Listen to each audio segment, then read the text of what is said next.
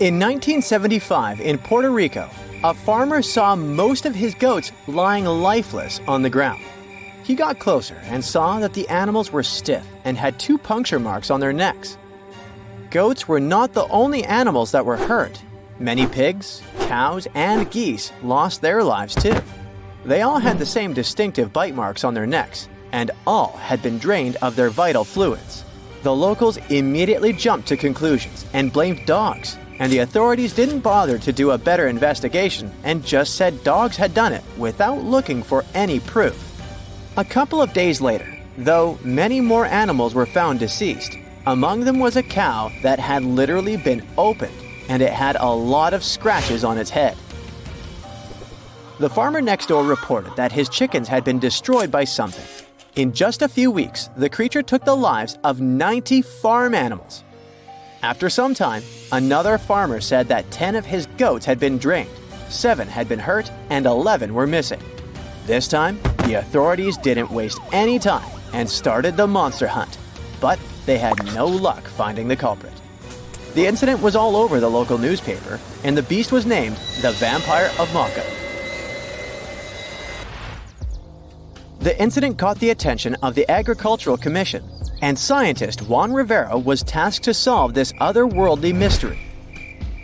His first suspect was a Puerto Rican boa. This non-venomous snake can grow to be a little over 6 feet. Still, its diet consists of only small prey.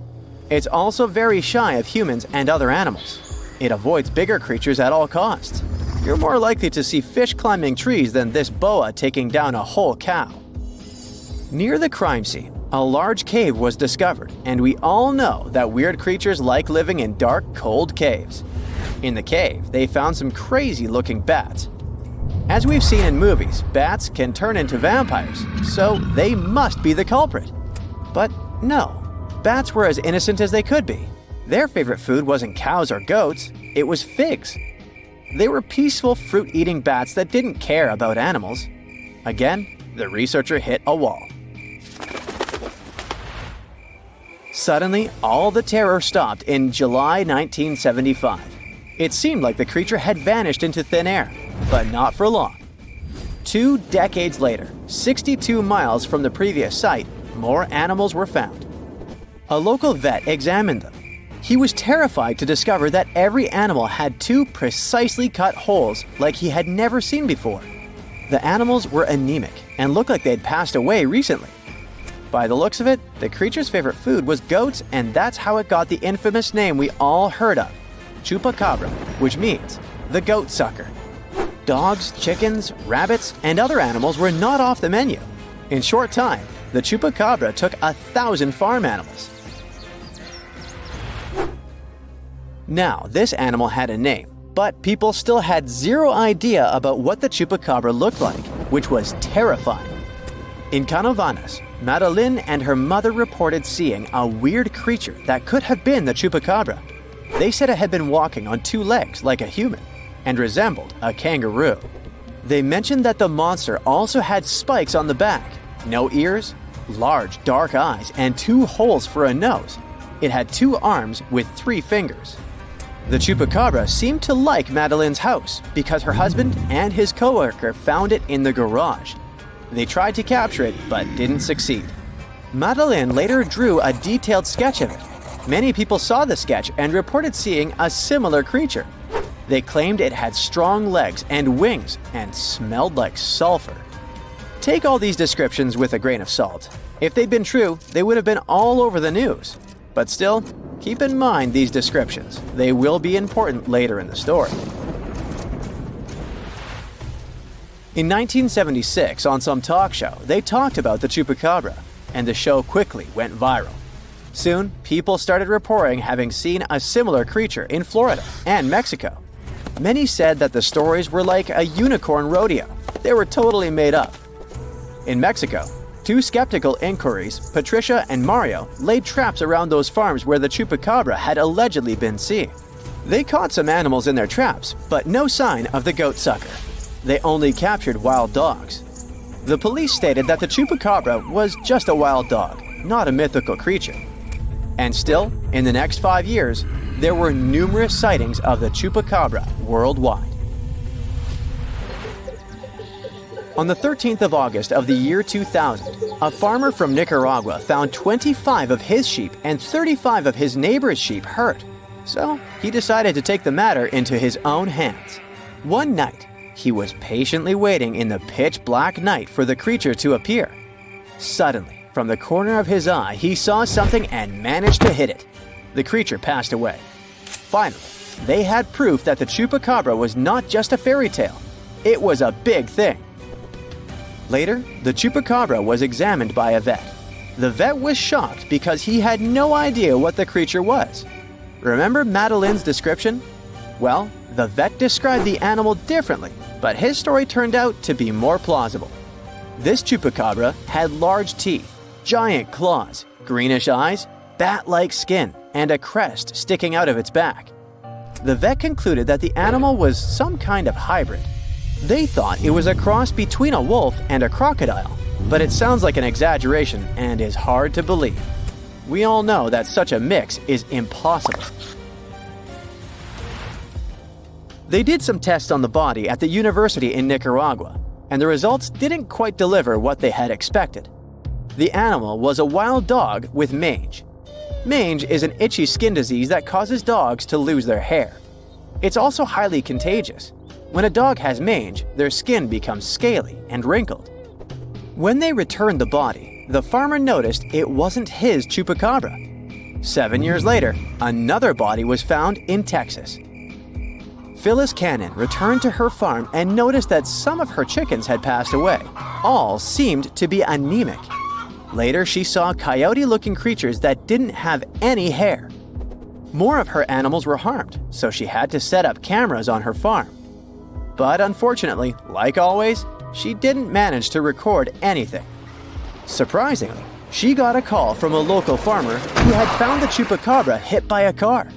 Later, another body was found much closer to her farm. She took some pictures of the animal, and soon, those images were all over the internet. Phyllis was curious and sent 5 DNA samples to 5 different universities. The results didn't match any animal in the archives. Researchers had no idea what it was, but it wasn't a dog. Phyllis still has one animal in her freezer and a taxidermied specimen in her house.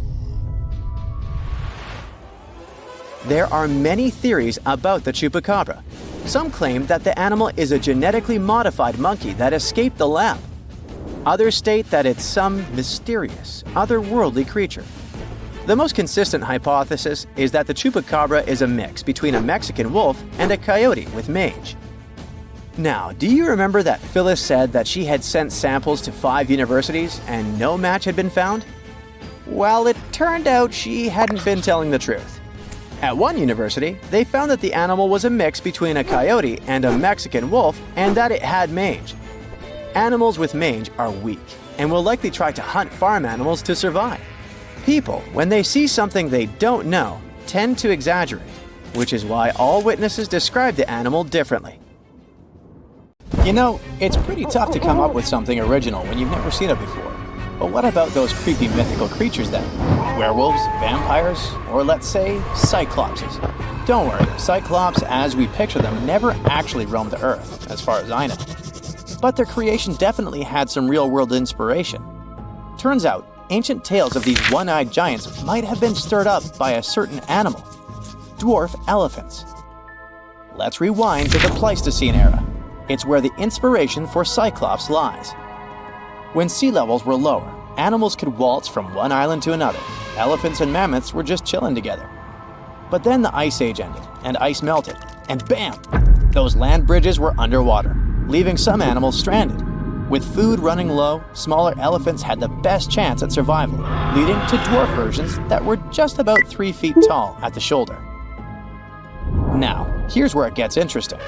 When those little elephants passed away, they left behind skeletons that might have looked like a giant with a single eye. The trunk, which is soft and doesn't fossilize well, was gone. And without tusks, the skulls could totally resemble something out of a monster mash. Yikes! So when the Greeks showed up and stumbled upon these skulls, they could have thought they had stumbled upon massive creatures with a single eye, and poof, the legend of the Cyclops was born. Remember that cute cartoon about a mermaid? Well, sorry to break your pink glasses, but the true story didn't end happily. The Little Mermaid and Eric did not tie the knot. In Hans Christian Andersen's original fairy tale, the Little Mermaid is faced with the choice to slay the prince. However, when it's time to act, she discovers that she is unable to harm him. Instead, she chooses to sacrifice herself to save him, ultimately turning into sea foam. Right, but where does the mermaid character come from? Hans Christian Andersen wasn't the first to dream up mermaids. Long ago, people thought the ocean was full of all kinds of mythical beings, like krakens and sea serpents, adding a bit of mystery to the waters. The earliest known half-fish, half-human character is Wanus, a Babylonian deity from the 4th century BCE who swam ashore by day and returned to the sea at night. Similarly, ancient Greek sirens, initially depicted as birdwomen, lured sailors to their demise in Homer's Odyssey. Over time, they've turned into the fish-tailed mermaids we know today, with the word siren now often meaning mermaid in several languages. Traditionally, they're wicked. Sure, mermaids are just make-believe, but their stories can grab people's imagination. Like Christopher Columbus. When he sailed in 1492, he swore he saw a mermaid. Spoiler alert, it was actually a manatee, which is basically the original sea cow.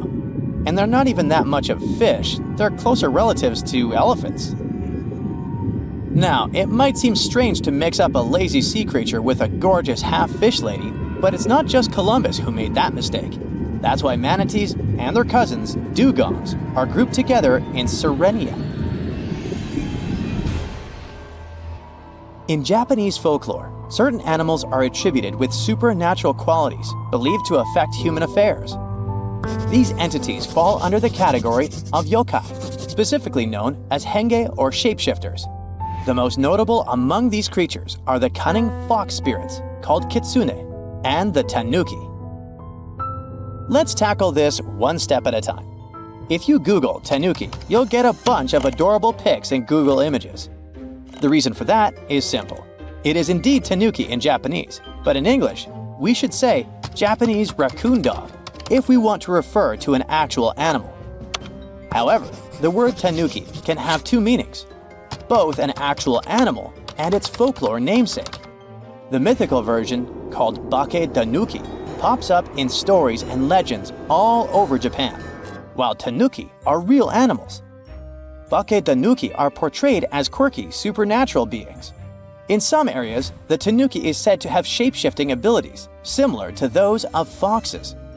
It can become anything or anyone, and some stories even claim that it can possess humans. Now, kitsune are inspired by foxes. Their looks speak for themselves.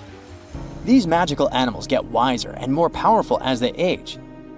Just like tanuki, they can shapeshift into humans or other forms, and they're known for their tricks.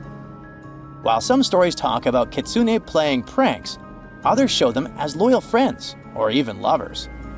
Back in ancient Japan, foxes and humans hung out a lot, leading to all sorts of legends. By the way, the number of tails a kitsune has is the key. The more tails, up to 9, the older and more powerful it is. Some folks even make offerings to them as if they were deities. I mean, who wouldn't want a wise fox on their side? Today, dire wolves are widely recognized due to their connection with the Stark kids in Game of Thrones. However, these creatures were not merely a product of the show's creators' imagination. Much larger than contemporary wolves, dire wolves inhabited the Americas until their extinction around 10,000 years ago. Over 4,000 fossilized remains of these animals were unearthed at the La Brea tar pits in Los Angeles, where they may have become trapped while scavenging on the remains of other animals that had fallen in. The dire wolf had an exceptionally large skull, yet its brain was smaller compared to that of modern wolves. If they had possessed larger brains, they might have been more discerning and recognized the dangers posed by the tar pits. Additionally, while there is no record of albino dire wolves, albino cubs have been documented among modern wolves. Check out this creepy sea serpent with multiple heads. It's called the Hydra in Greek mythology, and according to the legend, one of its 9 heads was immortal. So every time you locked one off, 2 more popped up. Hercules had to take on this beast as one of his biggest challenges, and his nephew lent a hand. While Hercules was busy playing whack-a-mole with the heads, his nephew was cauterizing the wounds to stop them from coming back. Eventually, he managed to chop off the immortal head and buried it under a hefty rock. Believe it or not, this wild story might have had a basis in reality. There are a few documented cases of snakes with multiple heads, though 9 is pretty rare. Reptiles seem to be more prone to this kind of thing compared to other animals. Still, no records about one of those heads being immortal. Duh. Giants have been a part of stories forever. Take Greek mythology, for example. There's the Gigantus, a wild crew of 100 giants that sprang from Gaia after she had had a rough breakup with Uranus. Not exactly a fairy tale, right? Then there's Urgelmir from Norse mythology, who was born when icy Niflheim waters mixed with the fiery heat of Muspelheim.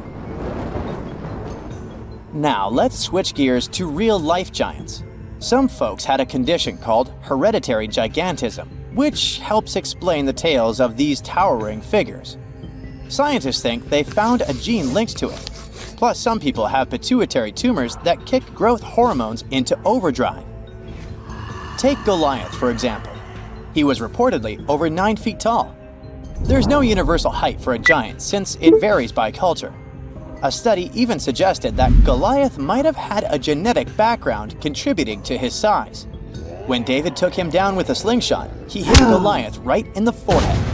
Imagine if Goliath had a pituitary tumor messing with his eyesight. It would have been a classic case of didn't see that one coming. And speaking of giants, meet Robert Wadlow, the tallest guy ever recorded. He stood at an insane 8 feet 11.1 inches and weighed 439 pounds. Basically, a human reindeer. As a kid, he was always the tallest. At 8, he was already as tall as his father, and by 9, he could carry him around. By graduation, he had hit 8 feet 4 inches. Alrighty folks, gather around and let me tell you about the Manananggal, a real charmer of a mythical creature from Filipino folklore. She's often described as a lady who likes to snack on sleeping pregnant women. But here's the twist. During the day, she's all dolled up and looking like a total babe. But come nightfall, she detaches her torso and spreads her massive bat-like wings to fly off into the darkness in search of her next victim. And she doesn't just stop at pregnant ladies. Nope. Sometimes she'll use her good looks to lead astray men and take them to her secret hiding spot where she'll feast on their heart, intestines, and other internal organs all night long. Yikes. If you're ever faced with a Manananggal and want to stop her from reattaching her body before sunrise, just sprinkle some salt, ash, or crushed garlic on the remaining half of her body. Easy peasy, right? So keep an eye out for this winged wonder and don't forget the garlic! Okay, so check this out. In German folklore, there's this crazy creature called an Alp. Basically, it's like a vampire, mixed with an incubus. And it wears this dope hat called a Tarncap that gives it all kinds of powers. This dude is all about preying on women at night by messing with their dreams. Oh, and it's into breast milk and sucking the blood of men and kids. The Alp can shapeshift into all kinds of stuff, like cats, pigs, dogs, snakes, and even butterflies. And it's got this evil eye that can totally mess you up with bad luck or sickness. But don't worry, you can protect yourself by hiding a broomstick under your pillow, pointing your shoes towards the door, hanging iron horseshoes from the bedpost, or putting a mirror on your chest. And if all else fails, just leave the lights on all night and shove a lemon in its mouth if you catch it napping during the day. Meet the Pontia Nuk, a spooky ghost from Malay mythology. Legend has it that she was a woman who passed away while giving birth, and now she's out for revenge. She's not your average ghost either. She's got long black hair, sharp fingernails, and a blood-smeared white dress. But watch out, because she's also a master of disguise. She can transform into a beautiful woman to lure in her prey before ripping out their insides. If you're ever out at night and hear the cries of babies or feminine laughter, beware. That could be the Pontianak coming to get you. And if the sounds are quiet, she might be right around the corner. So keep your wits about you, and don't fall for any too-good-to-be-true ladies. Hey, did you know that according to Irish legend, every family has their very own banshee? This banshee lady is supposed to let out a piercing wail or shout when someone in the family is about to kick the bucket. Talk about a not-so-subtle warning, but don't let her eerie cry trick you. This banshee lady is said to be drop-dead gorgeous with long flowing locks and crimson eyes from all her crying. She's also known for wearing a gray shawl over her green threads. Fashionable and spooky? We're into it. Some people even say that this banshee can transform into a sweet-singing young lady who foretells the doom of the family. Yikes. And if that's not enough to give you goosebumps, she's also been spotted hunched over in the woods, crying her eyes out at night. Sounds like a real party animal, doesn't she? So next time you hear a blood-curdling scream in the middle of the night, just remember, it might just be your friendly neighborhood banshee giving you a heads up. Now let me tell you about the cryptid. These creatures are like the boogeyman of the Arctic. They live near the ice floes and are known for snatching up kids who get too close to the water. But don't worry, it's just a myth to keep children safe. Now, the appearance of these critters varies from story to story, but they all have some things in common. They've got slimy green skin, long hair, and long fingernails. Their hands are webbed like a fish, and they wear these fancy parkas made out of eider duck feathers. Oh, and watch out for their flippers. One of them can emit a sound that'll paralyze you. But don't fret, you can outsmart them. Some clever Inuit hunters figured out that if they asked the callupilluit to shapeshift into a seal or whale, they could easily finish it and bring home a tasty catch. Yum! Some stories say that these creatures use kidnapped children to keep their hair looking fabulous. Talk about dedication to hair care. Others say that the kids are just devoured or used to fuel the callupilluit's youth. But here's a wild tale for you. There was once a grandma who couldn't feed her grandson, so she called upon a callupilluit to take him away. The tribe eventually got back on their feet, and a young couple went to rescue the boy. They found him tethered to seaweed by the callupilluit, but every time they got close, she'd drag him back underwater. They ended up waiting until sunrise to cut him loose. Yeah, the callupilluit may be spooky, but they're just looking out for the kiddos. And who knows? Maybe they'll give you some hair care tips if you're lucky enough to meet one. Let me present to you the scariest horse-like monster in all of Scotland, the Nucklavi, or Nuckalavie. This bad boy has a skinless body, a head 10 times bigger than a human's, and a breath so poisonous it can destroy animals and crops. So, it's got wicked powers that can cause chaos all over the islands. But fear not, because there's an old spirit known as the Sea Mither who can control this terrifying beast during the summer months. The Nuckalavie has roots in Norse and Orcadian folklore, and was first documented by the mysterious Joe Ben using some fancy Latin manuscripts back in the 16th century. Ernest Marwick, an Orcadian writer and folklorist, thinks that this evil sea creature is similar to the Norwegian Knock, the Nuggle of the Shetland, and the shape-shifting Kelpie or water Kelpie. So, if you're ever out and about in Scotland and come across this scary guy, just remember, call on the Sea Mither and run for your life. This dude is South African Tokolosha. It may look like a gremlin, but trust me, it's way more mischievous. Apparently, witches and shamans can summon them with their magical powers, but there are ways to keep these troublemakers in check. One way is to give them some curdled milk. Apparently it's their favorite, and trim their hair so they can see. If that doesn't work, you can call in a witch doctor to use some good old-fashioned magic to exorcise them away. Now, according to South African folklore, these tokoloshes are mostly invisible and can suck on a stone to stay that way. So, if you want to keep them away from your home, scatter some special blessed salts, aka tokoloshe salts, along your door frames and windowsills. Or if you're feeling extra cautious, put some bricks under your bed's legs. Better safe than sorry, right? Have you heard of the Chimera? She's a total monster, literally. This fire-breathing female hybrid is made up of all sorts of animal parts. Think lion-like body, goat-like head, and a tail that ends in a snake's head. According to Greek mythology, the Chimera is the child of Typhon and Echidna, and her sisters are Cerberus and Lernaean Hydra. Sounds like a family reunion, huh? But don't worry, our hero Bellerophon was up for the challenge. The king of Lycia sent him on a mission to defeat the fearsome Chimera, and Bellerophon was the greatest hero monsters were scared of. The Chimera was no match for Bellerophon and his trusty Pegasus. Even though the king was secretly hoping the Chimera would take out Bellerophon instead, in the end, justice prevailed, and the Chimera was defeated. Well, that's it for today. They look like they come from your worst nightmares. There's no evidence they exist, but all the scary stories about them still sometimes sound so real, passed down from generation to generation. Which one is your favorite?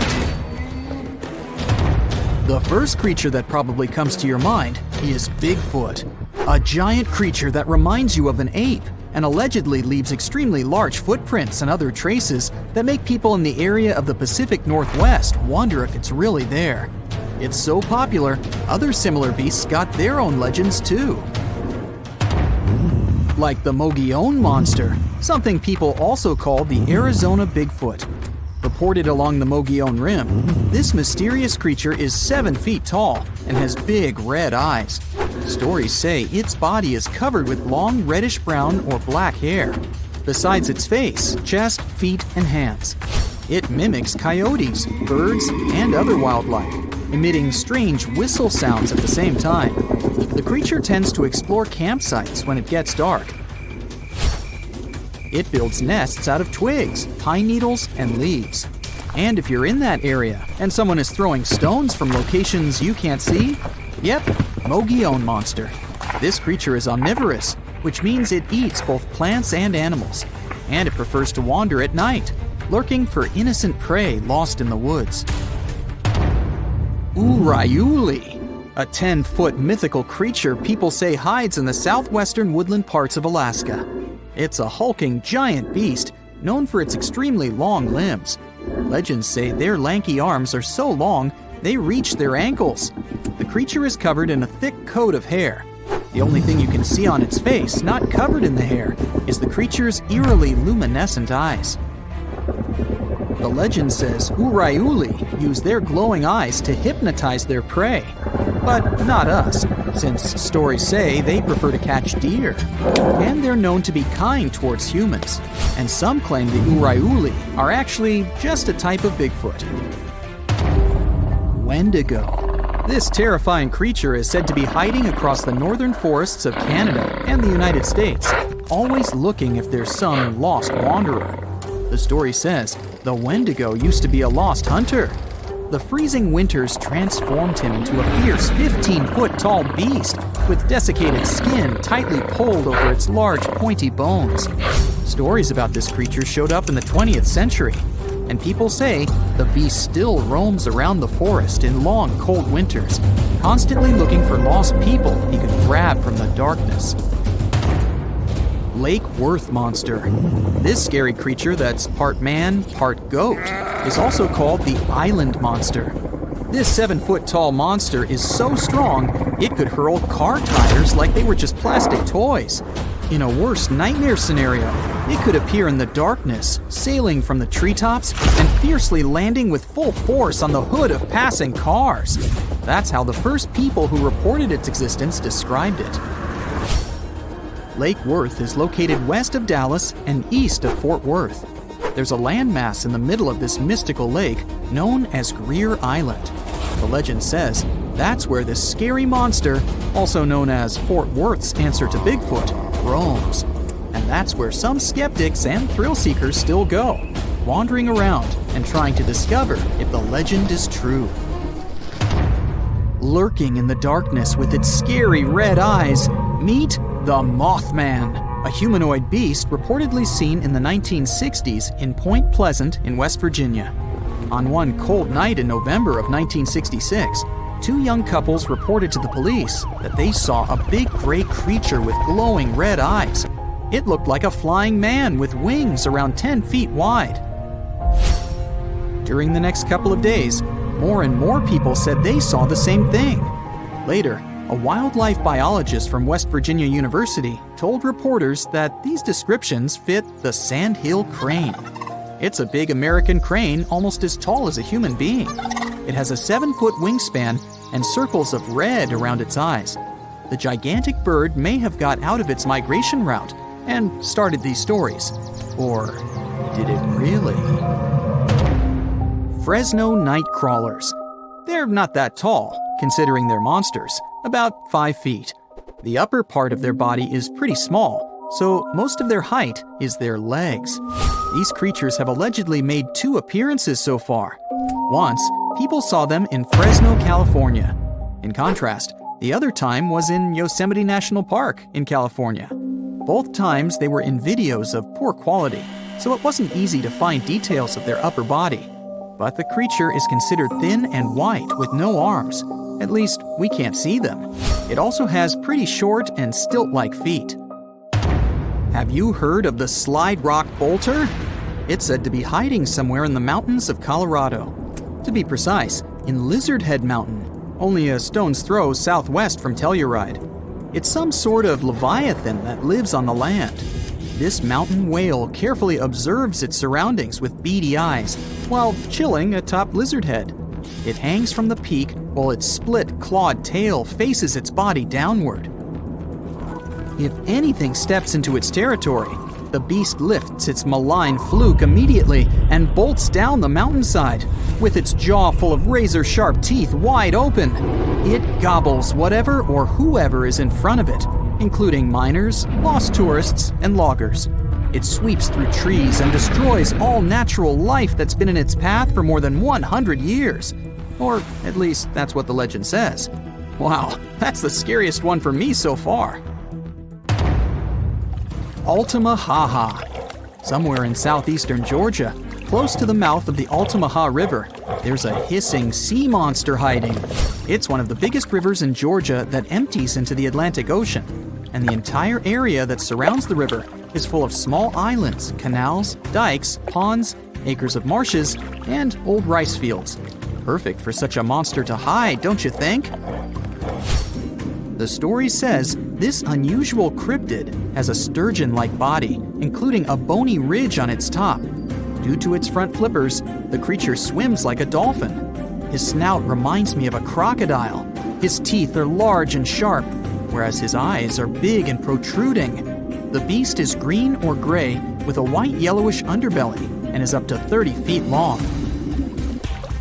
There's no physical evidence the Altamaha really lives there, but the legends date back centuries when people started talking about an enormous snake-like beast that hissed and bellowed. Loch Ness Monster, or how many like to call it, Nessie. This myth dates back from old times, all the way to a group of people that lived in ancient Scotland known as the Picts.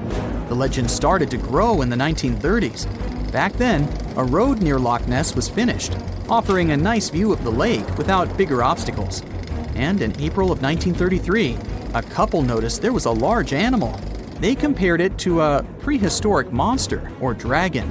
Most people imagine it as a plesiosaur, which is basically a marine dinosaur. The beast quickly crossed the couple's car's path and then disappeared below the water's surface. Later that year, some researchers even found big footprints. They believed they were from a pretty soft-footed solid creature around 20 feet long.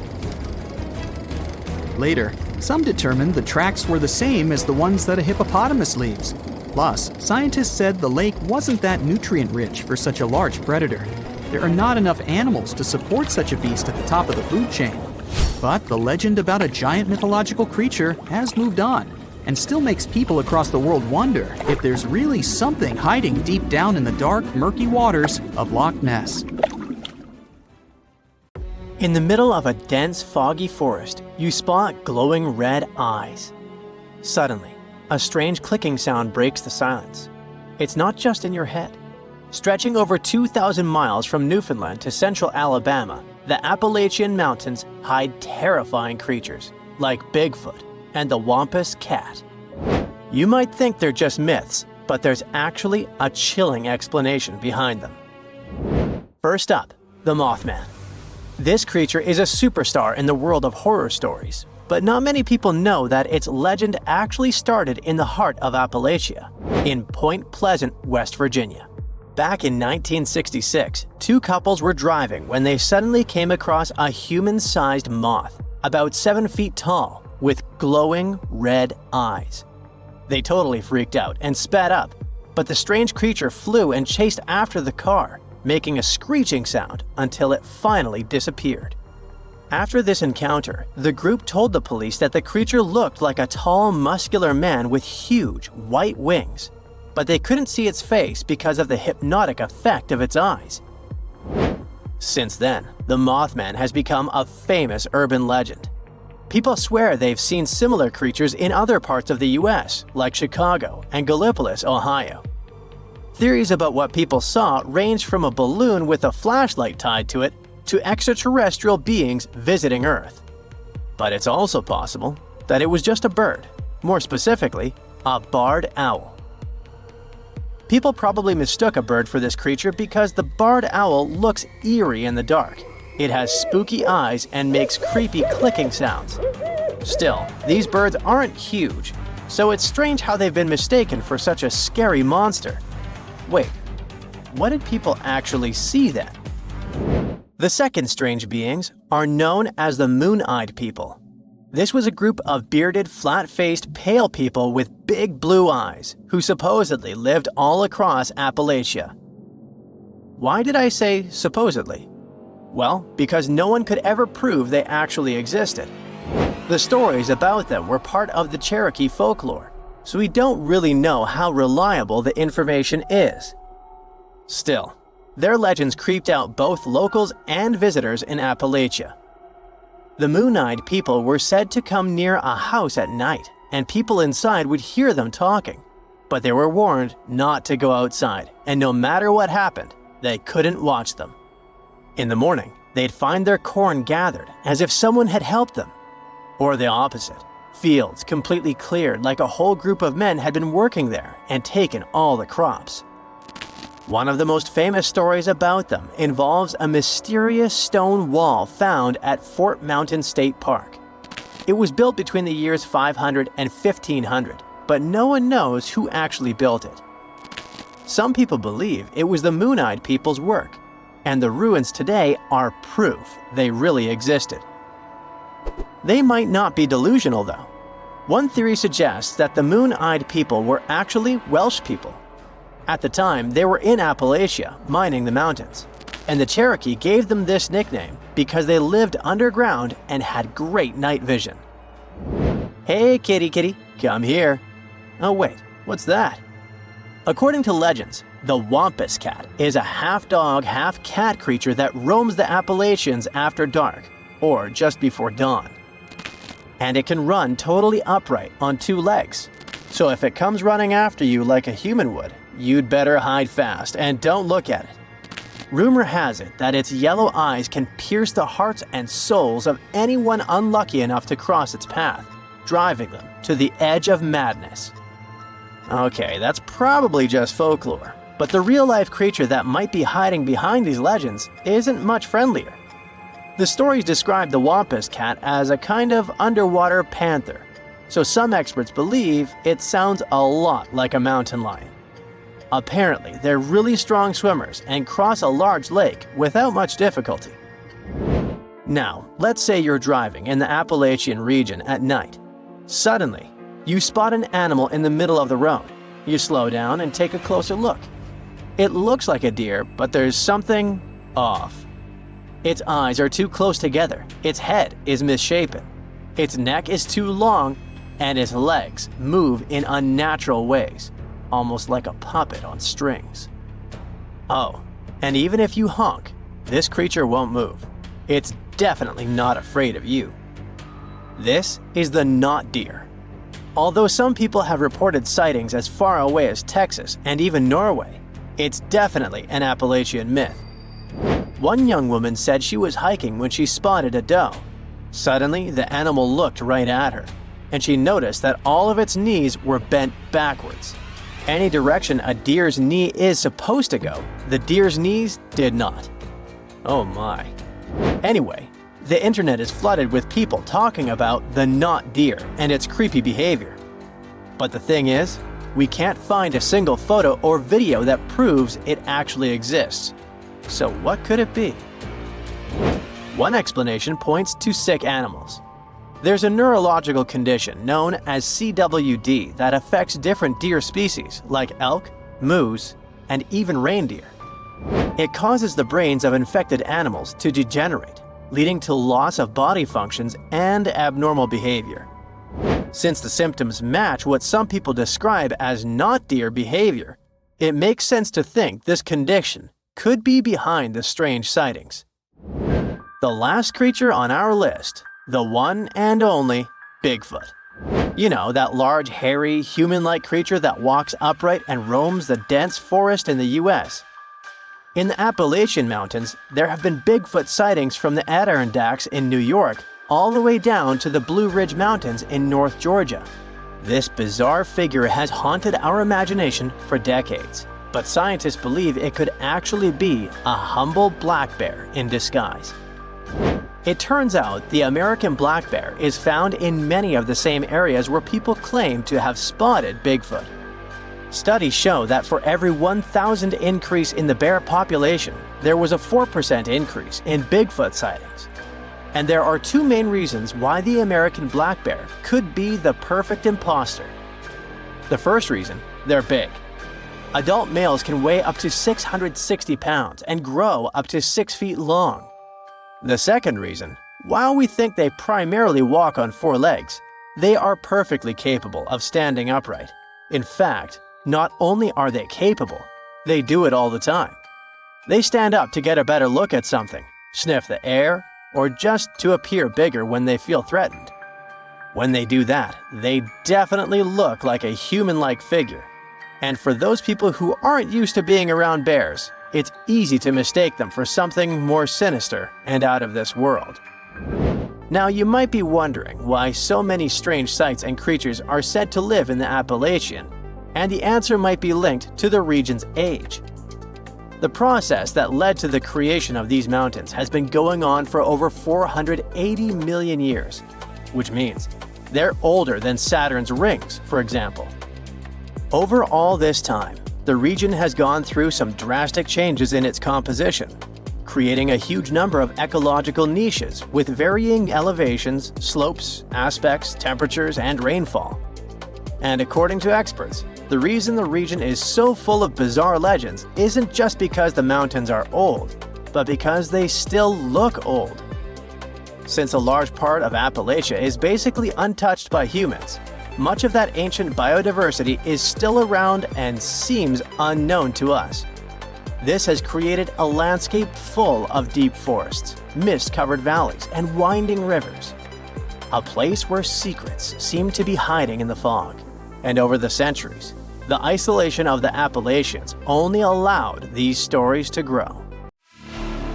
You've probably heard that more than 50 ships and 20 aircraft have disappeared in the Bermuda Triangle area over the past few centuries. But do you know how many disappearances have occurred in the Alaska Triangle area since the 1970s? 20,000. 20,000 disappearances in the last 50 years. 2 questions. Why do so few people know about this? And what's going on there?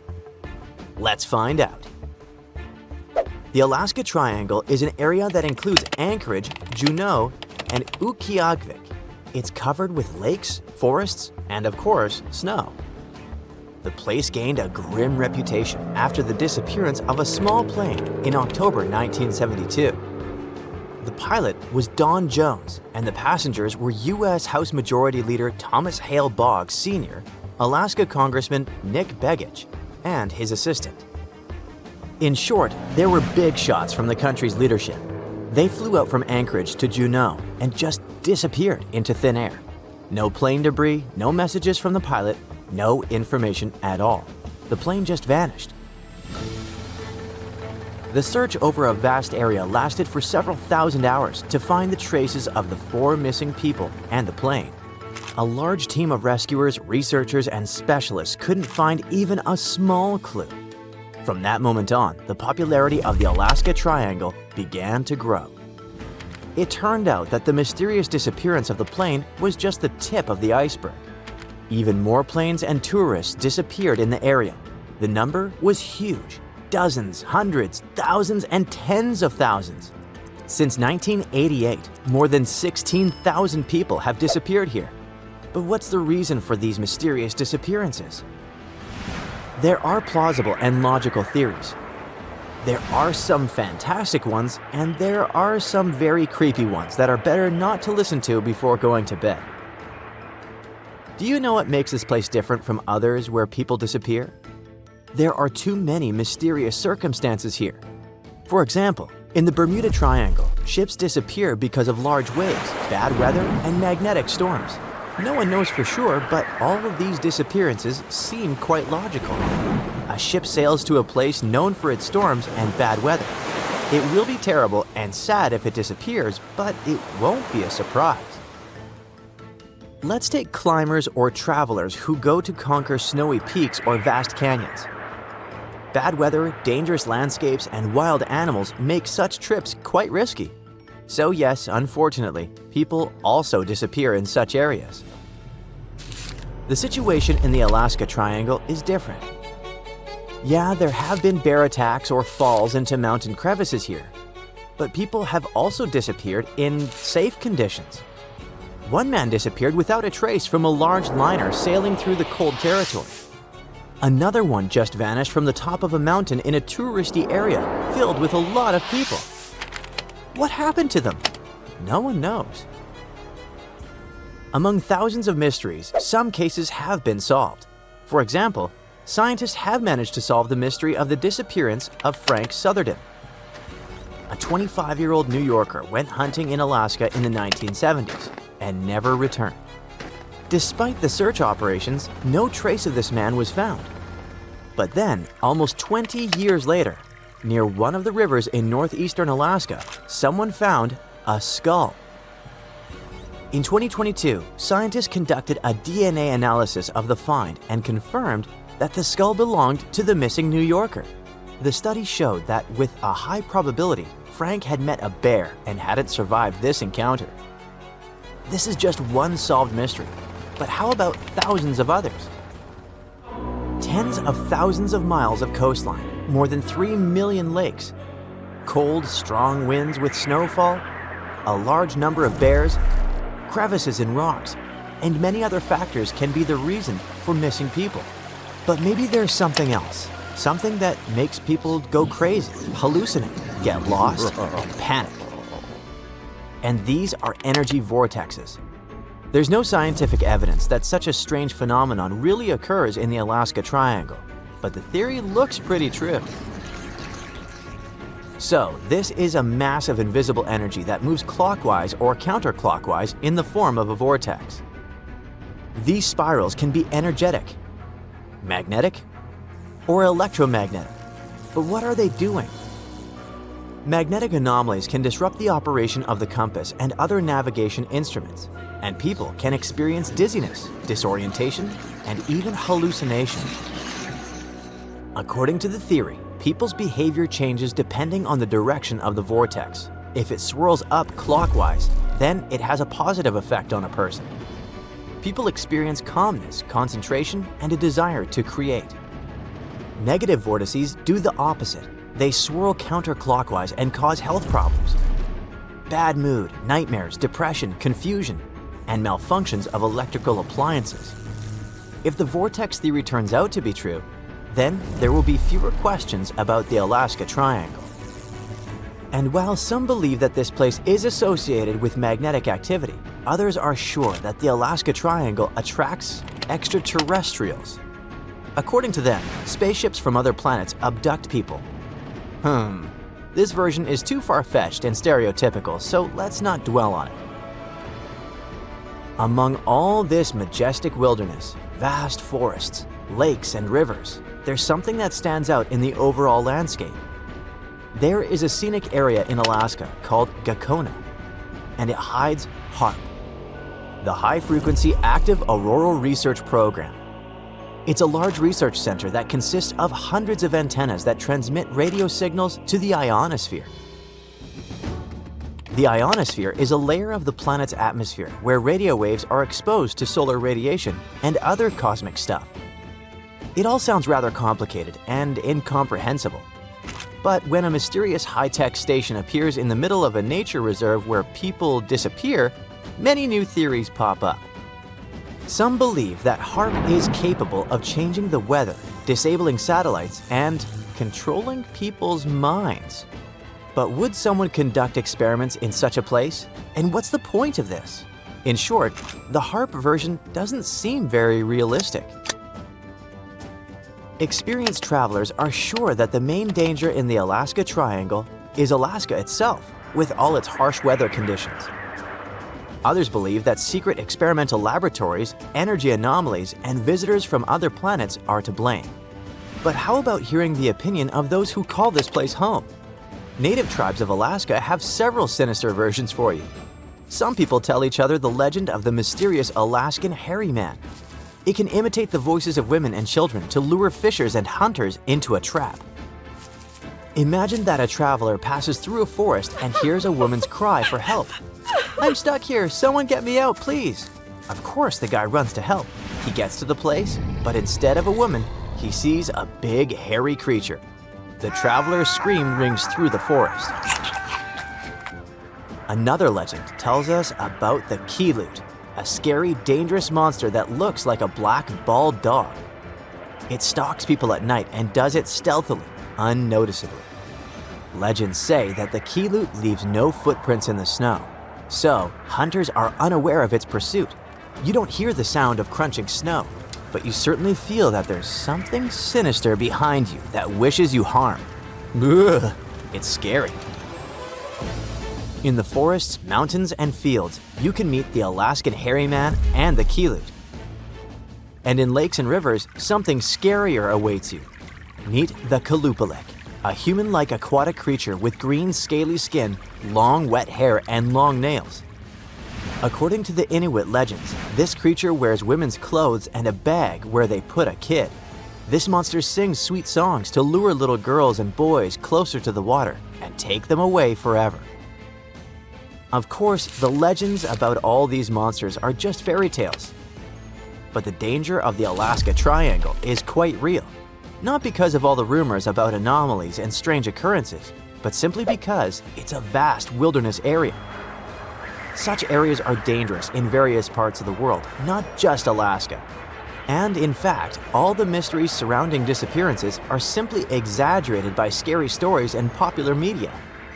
After all, if you look at the statistics of disappearances in other parts of the country, it turns out that the Alaska Triangle is not such a unique place.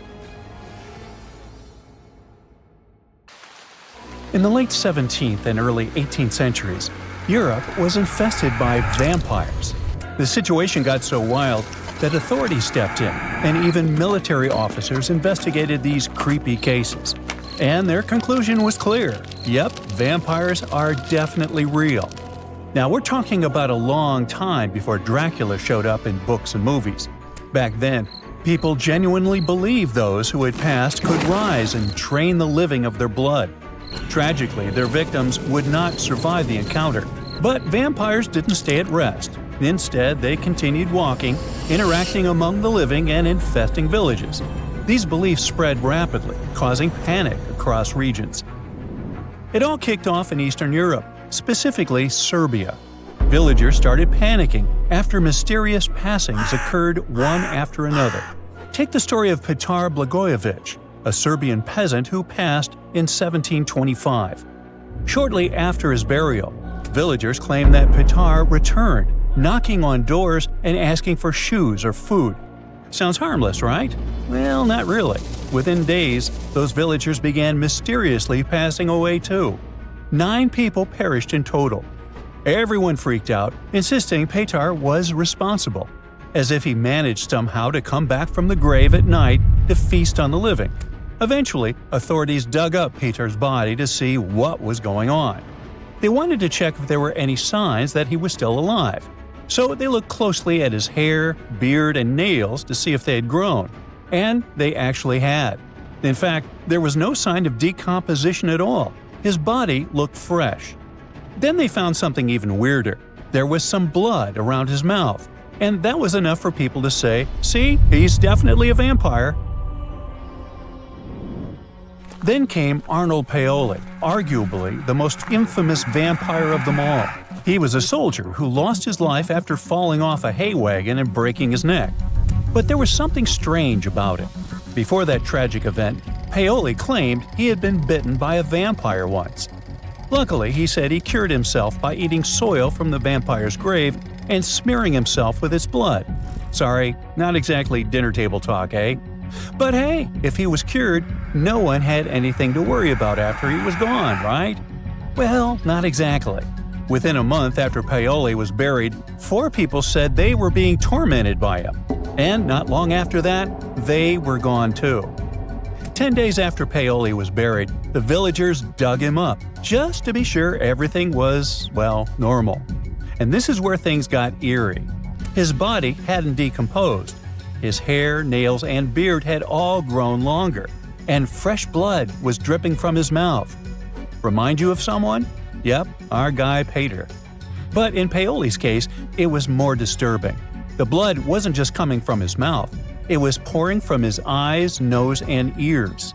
His shirt, his coffin, everything was completely soaked in red. Now, terrified, the villagers drove a stake through his heart and burned his body. Oh, and they also dug up the 4 people they believe he had targeted just to be safe. They went through the same process with them just to make sure none of them would return as vampires. Hey, who knows? But their vampire nightmare didn't stop there. A few years later, in the winter of 1731, a new epidemic occurred. 13 people passed within several weeks. Eventually, even local authorities stepped in, sending official investigators to calm things down. Their reports, incredibly, concluded that the vampire attacks were real, at least according to witnesses. That official validation changed everything. It kicked off a wave of vampire hysteria all across Europe. But why was everyone so quick to believe those who had passed away were coming back? One big reason was how little people understood health problems at the time. Bodies that appeared fresh or swollen after burial, blood around mouths, or even fingernails and hair seemingly growing, these natural post-mortem changes were mistaken for supernatural signs. Another thing villagers misunderstood was decomposition itself. Natural gases cause bodies to bloat, making them look as if they had recently been active. This terrifying image reinforced local beliefs that these people weren't at rest, but instead returning to cause harm. Plus, under certain circumstances, the decomposition process can be delayed for a long time. One reason this can happen is because of something called saponification. This is a natural process that happens when a body is buried in a cold and damp place, exactly like in some parts of Eastern Europe. In this kind of environment, the fat in the body can turn into a waxy soap-like substance. This wax covers the body and helps stop it from rotting. Okay, but how to explain the nails and hair growing? It's more like an optical illusion, not real growth. Now what happens is that the skin dries out and pulls back a little. When the skin shrinks like that, it makes things like stubble on the chin or fingernails look longer than they were before. But that's not the case. And what about the blood? Well, it turns out science has an explanation for that too. How long blood stays liquid after someone passes depends a lot on the surrounding temperature. In colder places, it can stay fluid for days. So if a body was dug up, there's a good chance they'd still find liquid blood in the veins. It might have looked strange, even scary, but it was just the cold doing its thing and slowing everything down. Medical researchers today believe that many so-called vampire symptoms match up with conditions like rabies. Back then, most people in these communities kept animals around, and villages were usually near forests full of wildlife. And there's still no truly effective cure for rabies. This condition can cause things like insomnia, aggression, biting, and even a fear of water, which lines up closely with the way vampires were described. So it turns out all these supposed supernatural events had logical explanations. Today, we might make fun or roll our eyes at the idea of real vampires roaming around Eastern Europe. But back then, those fears were taken very seriously. Whole communities were thrown into panic. There are plenty of documented cases where families dug up their loved ones and removed their hearts, all because they believed the person was a vampire behind the strange things happening to the rest of the family. And newspapers across the continent picked up these stories, spreading the fear far beyond where it all started.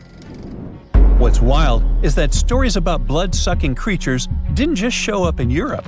Similar myths popped up across different continents and time periods. In the Philippines, for example, there is the manananggal, a flying creature that splits in half. In Chile, they've got the peyote, a shape-shifting being that drains blood. And in Australia, some indigenous tribes told stories of the Yaramayahu, a little red creature that drops out of trees and drinks your blood with suckers on the ends of its hands and feet. How cute. Well, back in Europe, the hysteria faded by the late 18th century, thanks to growing medical knowledge. But as you know, the legend never really went away. It just shifted into literature and gave rise to famous characters like Dracula. The author, Bram Stoker, was inspired by stories that had been going around since the 1700s. But he turned them into romanticized fictional monsters. You know, sharp teeth, pale skin, black clothes, that whole thing. And that was different from what the villagers believed they were dealing with. And, in a way, those frightened villagers weren't completely wrong. Something was draining those people's lives. But it wasn't vampires. It was just misinformation mixed with a whole lot of imagination running wild. So, next time you see a vampire movie or read a scary story, remember that behind the fiction lies a fascinating truth. A real wave of fear, confusion, and panic that swept Europe nearly 300 years ago, leaving a chilling legacy that still fascinates us today. He's known as a creature of pure terror, a monster that inspires fear in all who gaze upon him. His name is Bigfoot. This hulking beast was said to have shaggy fur covering his massive frame.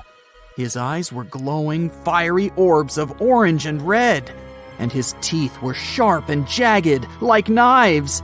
His massive hands had long, sharp claws that seemed to glow with weird energy. His most famous feature? His feet. Massive and heavy, with thick, sturdy toes that seemed to be able to crush anything in their path.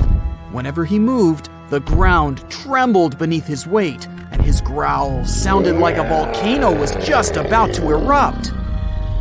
Sure, we've all heard the stories and seen the movies, but did Bigfoot really exist? Is he still out there, just waiting for people to notice him? Let's look at some of the information we do know for sure.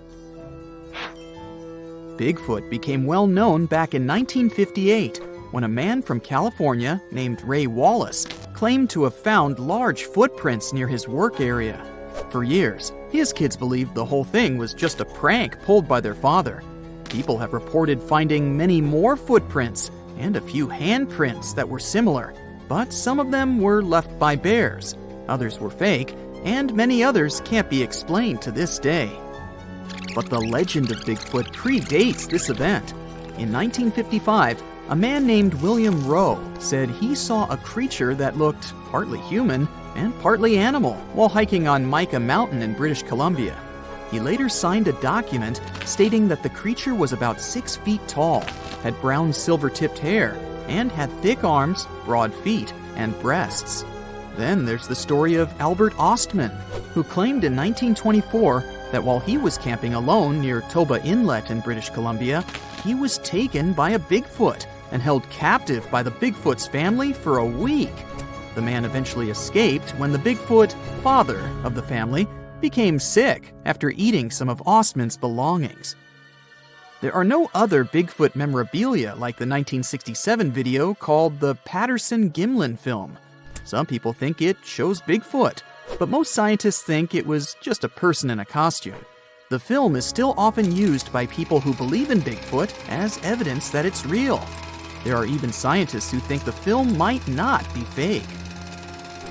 It's become more believable over time because of new scientific discoveries about how our ancestors walked.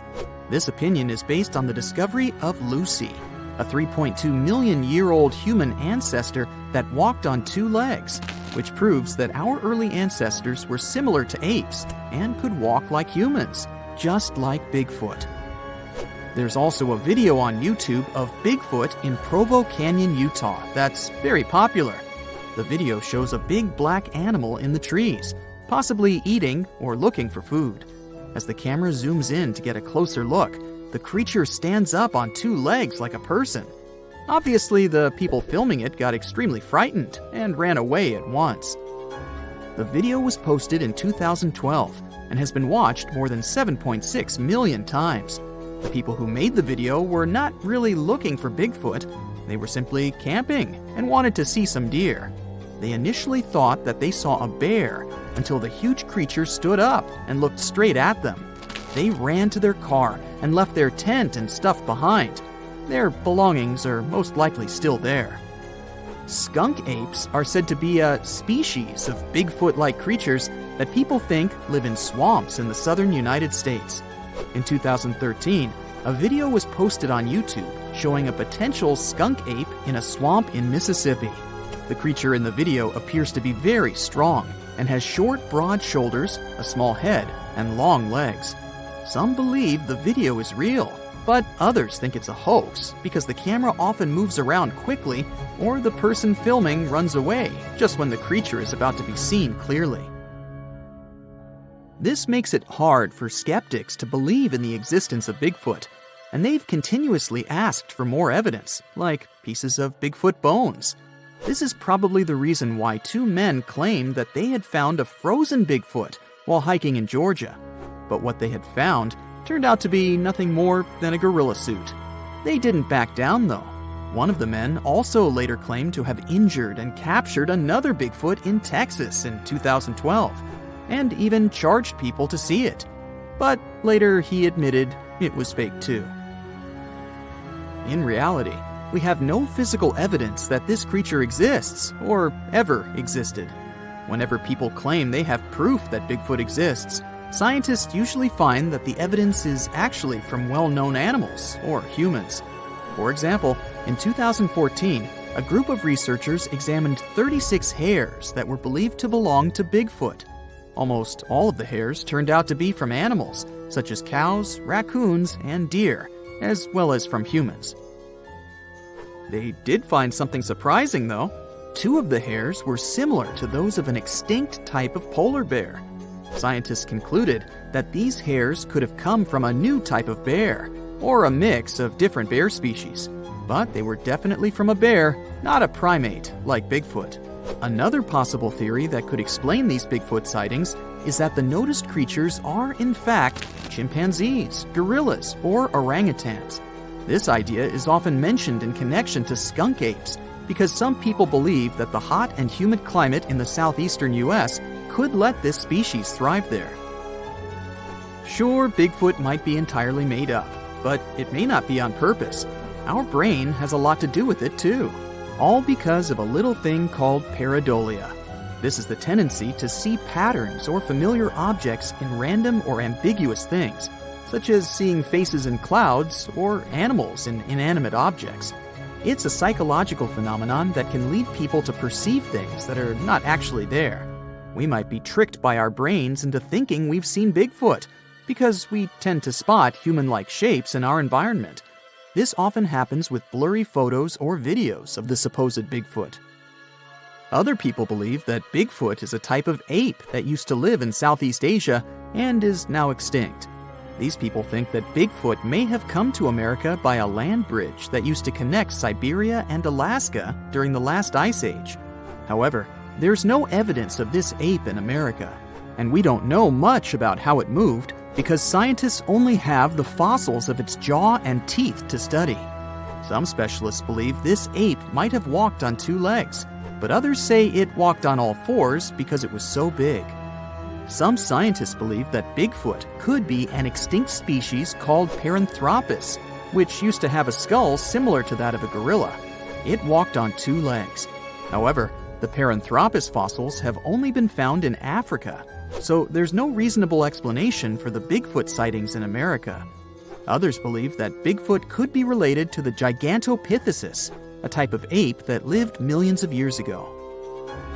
Some people have even suggested that Bigfoot could be the missing link between apes and humans, but this idea is not supported by scientific evidence. There are theories that claim that Bigfoot was actually a Neanderthal. We do know for sure that Neanderthals are extinct because there are no known living individuals of this species. All evidence suggests that Neanderthals became extinct around 40,000 years ago, and there have been no confirmed sightings or discoveries of Neanderthals since then. Also, no remains of these species have ever been found in the Americas. For some of us, the word bunny man may sound like a cute and cuddly character from a book. But for some people from Northern Virginia, it's the source of a terrifying urban legend. The story goes that if you go near a certain bridge in Clifton on a certain night of the year, you could meet your doom at the hands of the bunny man. Unless you whack him upside the head with a big carrot, maybe. Anyway, one story behind this urban piece of folklore starts with a man named Douglas Griffin. It's said that he had been admitted to an asylum, but managed to escape back in 1904. The bus that was transporting him and some of his fellow patients had an accident. Most of the patients were found after the crash, apart from him. It was as if he had vanished into thin air. Weeks later, strange clues started appearing in the woods. Now, if you're traveling through Italy, Spain, or even parts of Asia, seeing a rabbit dish on the menu isn't something unheard of. But if you see clues that a man is munching on bunnies on a field in Northern Virginia, now that's a bit creepy. Obviously, rumors started to spread that Douglas had this unusual diet because he needed to survive alone in the wild. Then the story got even more terrifying, as it went on to say that on the night of October 31st, of course, Douglas also began hurting people. Now don't get too freaked out just yet. The truth is, there was never actually an asylum in Clifton, and the story about Douglas Griffin may just be made up by locals.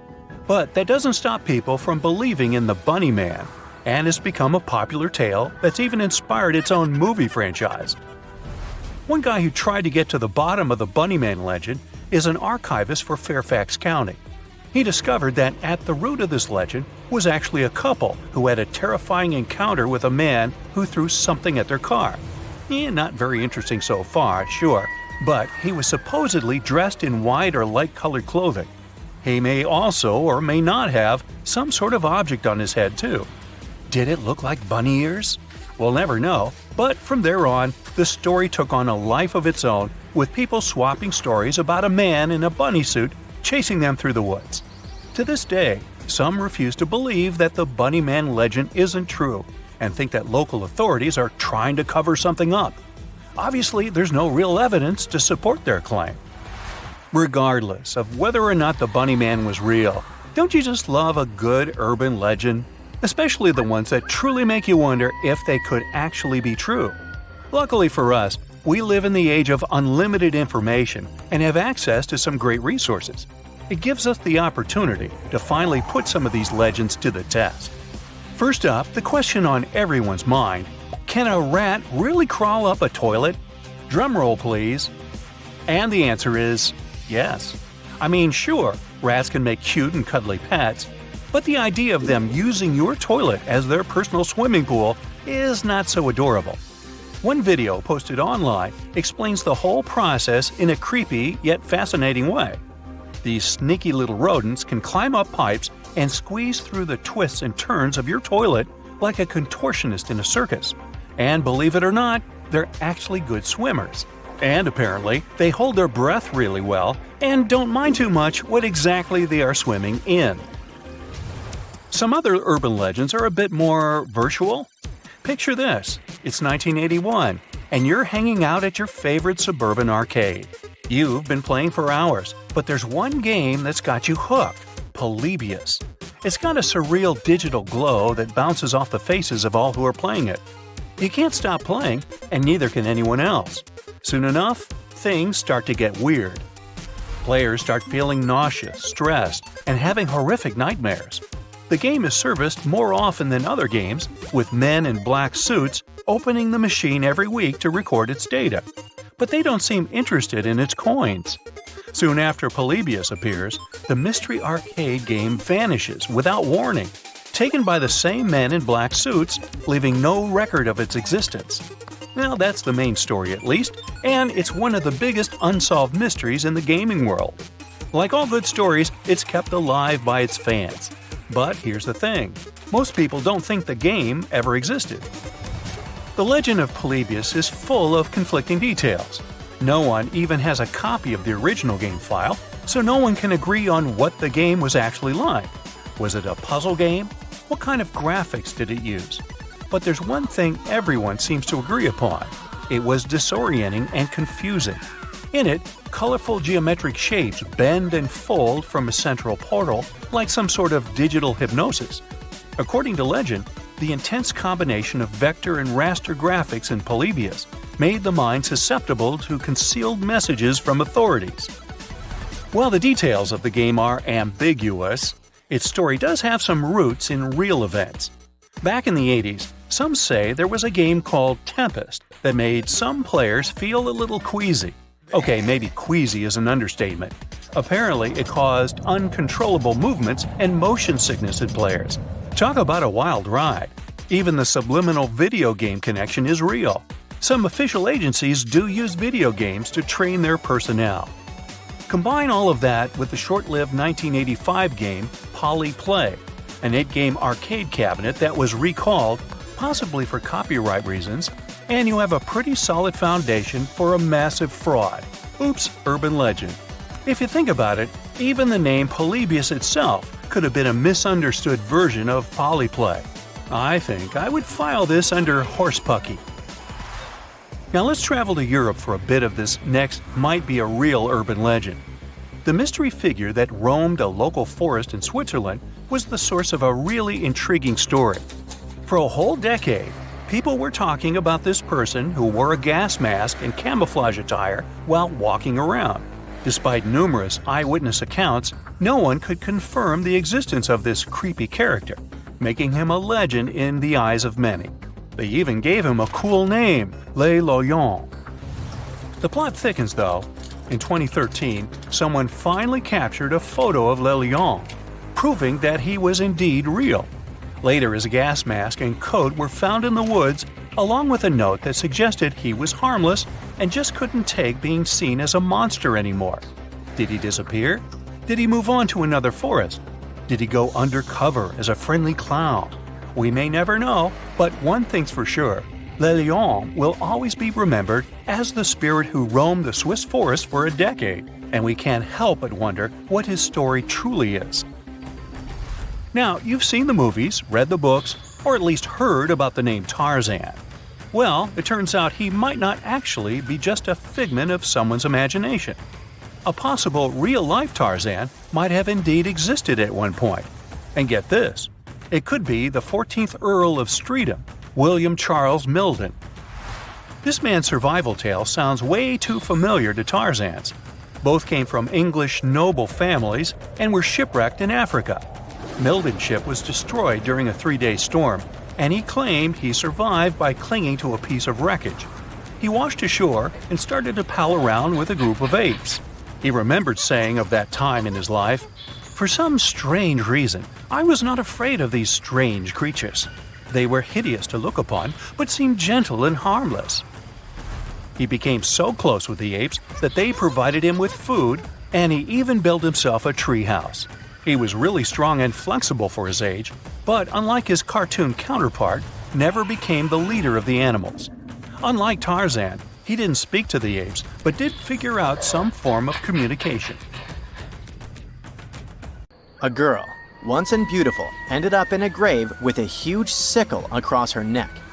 There were no signs of violence, no indications of any actual crime. Yet, someone was clearly terrified when they forced her into that grave. So scared that they even placed a padlock on the big toe of her left foot. They wanted her to stay in the tomb once and for all, fearing she might rise and take revenge on them. So, a whole community turned against a young lady who wasn't even over 20 years old. deeming her to be of ultimate danger. Do you see what I'm driving at? Let's test your historical knowledge. Who has been feared throughout human history to such an extent that commoners couldn't shake off that lingering sense of dread, even after their passing? If you say witches, warlocks, and vampires, you'd be completely correct. Just a little hint here. If you can't overpower someone physically, you can do it supernaturally. Well, that's at least what people used to think back in the 17th century. Not only was there a sickle and a padlock, but there were also signs of an attempt to twist the girl's corpse in the grave and turn it face down. This attempt had failed, leaving her spine buckled and twisted. By the way, the padlock wasn't necessarily meant to lock a vampire. It was more likely a talisman against evil spirits. That's a peculiar and, let's face it, very cruel way to bury someone. Yet it was a common practice for creating anti-vampire burial sites. The methods for preventing vampires from rising were quite elaborate. First off, let me introduce a term. Anti-vampire graves, known as revenant graves, date back thousands of years and have been found in various locations across Europe. Europe, you heard that right. Now before you say, hey, vampires are a Romanian thing, Dracula, duh, let me convince you otherwise. They are a part of all European folklore, meaning you can find references to them throughout Europe. With new settlements in America, vampire lore spread there too, eventually turning into the Twilight Saga. These anti-vampire burials are characterized by evidence of precautions taken to prevent those who bit the dust from rising. Such measures could include placing large stones on the deceased's legs or even piercing the body with a lance to fix it to the ground. To be completely safe, they could also consider removing the head from the torso. So, burying the body face down, cutting off the head, and pressing the body with a stone were the methods used to keep someone believed to be a demonic being from leaving the grave. Let's return to the poor lady, or rather, the girl.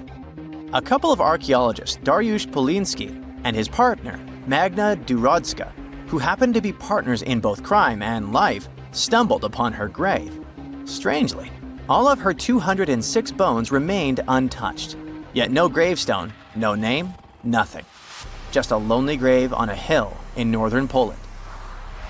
Poliński, a professor of archaeology, and Zagrodzka began piecing together the story of the woman they eventually named Zosia. Carbon dating suggested she had been about 18 years old and had passed away about 350 years ago during a chaotic time in Poland's history. There is little documentation about this graveyard, which seemed to serve as a resting place for individuals marginalized by the community.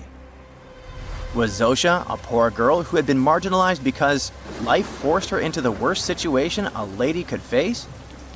Not really. As the archaeologists delved deeper, they stumbled upon some hints that indicated she might have hailed from a rich family.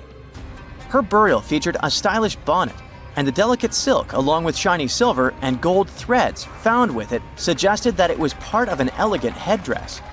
This all pointed to the idea that she had some serious status or wealth.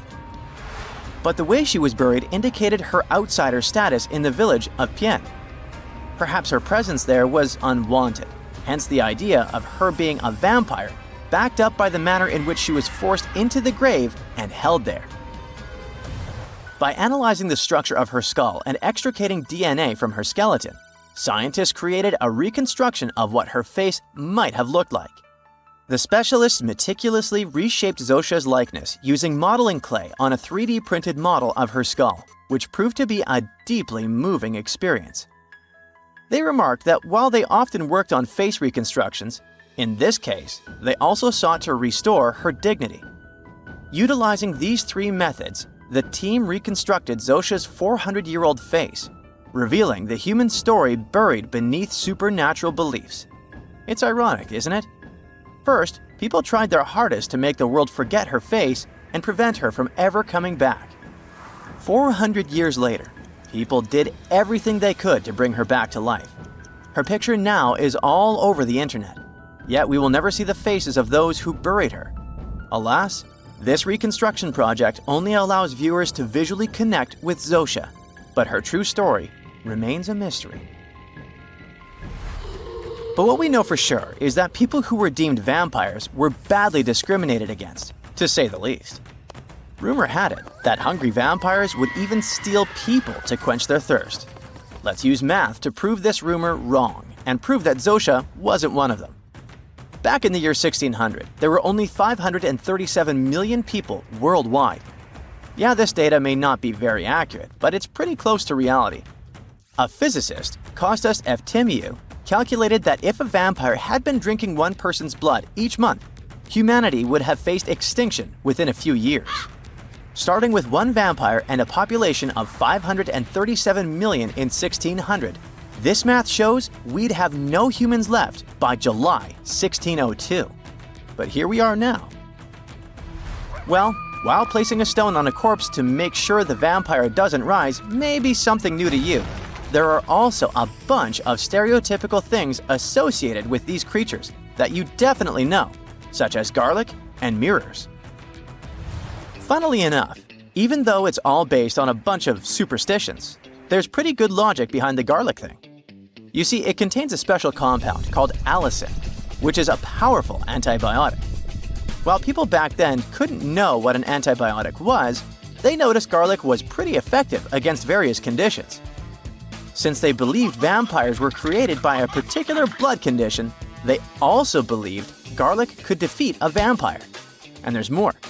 There's actually a blood condition called porphyria, which makes people look like real vampires.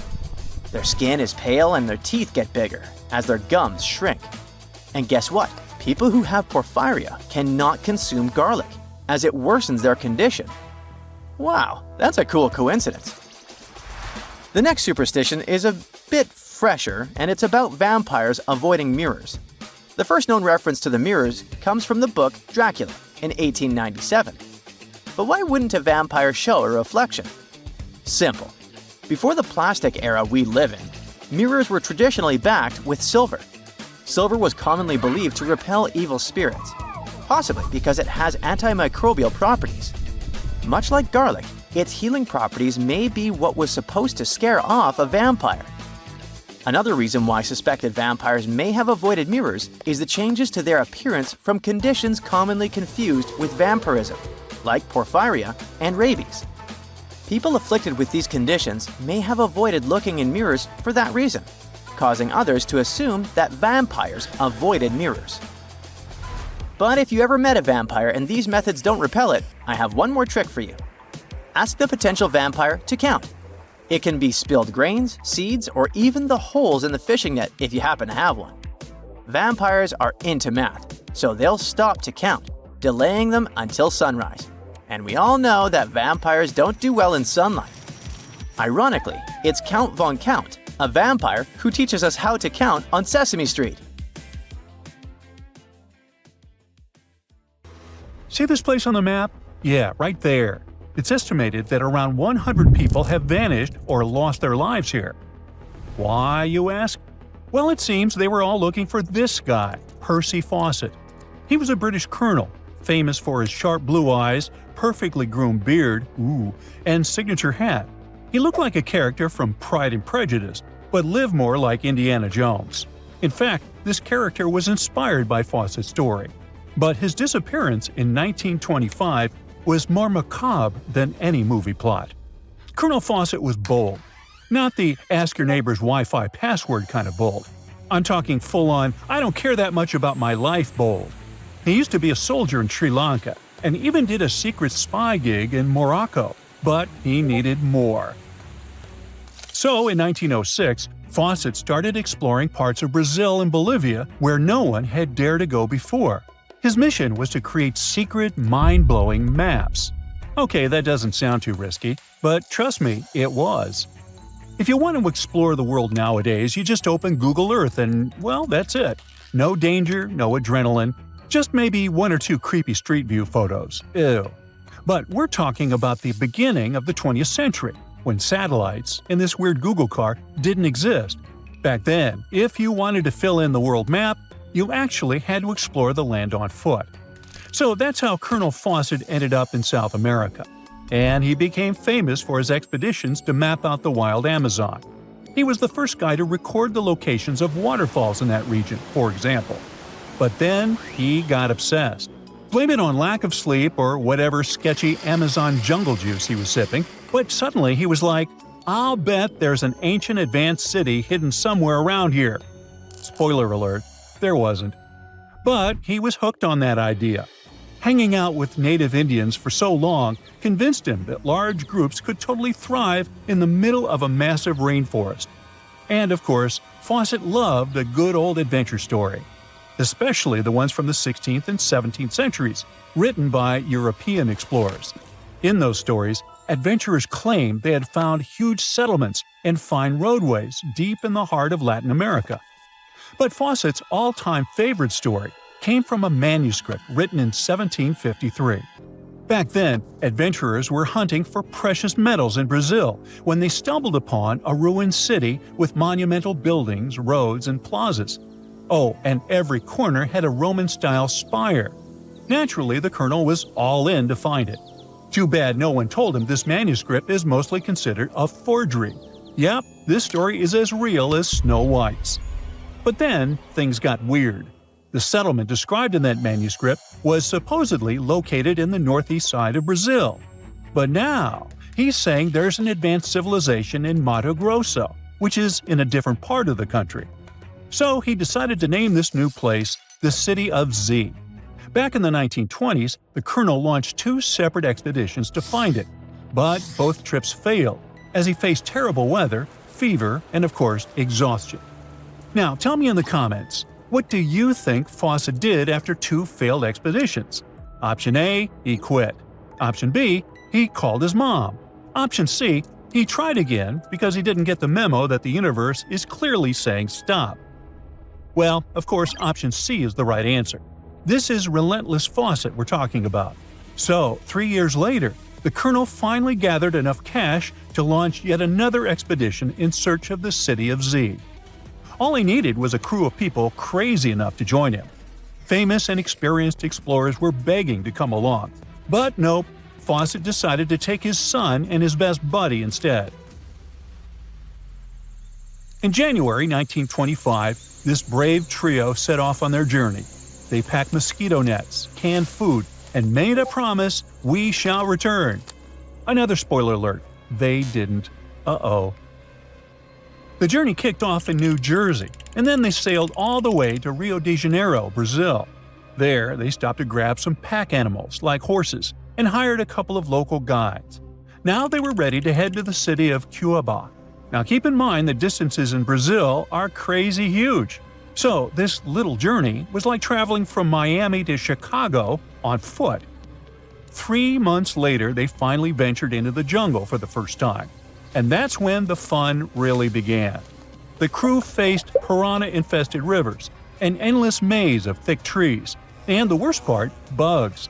The constant annoying zzz of a gazillion mosquitoes wouldn't let them sleep, and Fawcett's best friend's foot got huge from tick bites. But the colonel didn't have time to babysit his friend's princess foot. Oh no, he was too obsessed to take a break. In fact, at some point, he was so far ahead of his companions that he had to camp alone for a night. On May 29th, Fawcett finally came to his senses. There was no City of Z. But did he let that stop him? Not really. He unpacked their gear and sent the local guides back to Cuiabá. But before saying a final goodbye, he asked them to deliver a letter to his wife, saying something like, "Don't worry, hon, our son is well and getting stronger every day." Sure he was. Anyway, after this dramatic farewell, the trio set off into the bush alone. The darkness swallowed the thick forest, and then they were never seen again. Okay, that was intense, so let's fast forward. 2 years later, the newspapers were still speculating whether the trio could still be alive, and Fawcett became a legend, like Bigfoot, but less hairy. One guy said that the colonel had become one of the locals and was living his happily ever after in the jungle. Another guy said he was held prisoner by the Indians, but no one could confirm any of these sightings. It wasn't until 1928 that the British authorities finally thought better late than never and decided to look for Fawcett and his crew. By that time, they were sure their expedition had perished but they still needed proof. And after days and days of surviving the jungle's worst nightmares, they found, well, nothing. But in a weird way, this mystery inspired more explorers to look for them. It's estimated that about 100 people have passed away in this process, and a few have followed in the explorers' footsteps by disappearing without a trace. So, what really happened to the expedition? Researchers have pointed their fingers at everything under the sun: parasitic infections, starvation, drowning, jaguar attacks, you name it. Some even say Fawcett dove headfirst into mysticism and started an occult community in the jungle. The Brazilian anthropologist Orlando Vilas-Boas was probably the one who got the closest to solving this case. Back in the 1950s, he was working with the Kalapalo Indians when they suddenly admitted to, getting rid of Fawcett. They even had bones to prove it. But it turns out a forensic analysis showed that the remains didn't belong to the colonel. So we're back to square one, and nobody knows, to this day, whatever the heck happened to them. Fawcett's quest, as we know it today, is based on some pretty questionable sources. But there is a possibility that he wasn't living in Delulu land after all. Recent discoveries suggest that his idea of a sophisticated jungle city wasn't just pure fantasy. In 2024, a massive ancient city was found in the Amazon, hidden beneath dense vegetation. Evidence suggests it was built around 2,500 years ago, and it was surprisingly advanced, featuring houses and plazas, all connected by an incredible network of roads and canals. But this city was in a forest in Ecuador, not Brazil. So who knows? Maybe the legendary city of Z is still out there.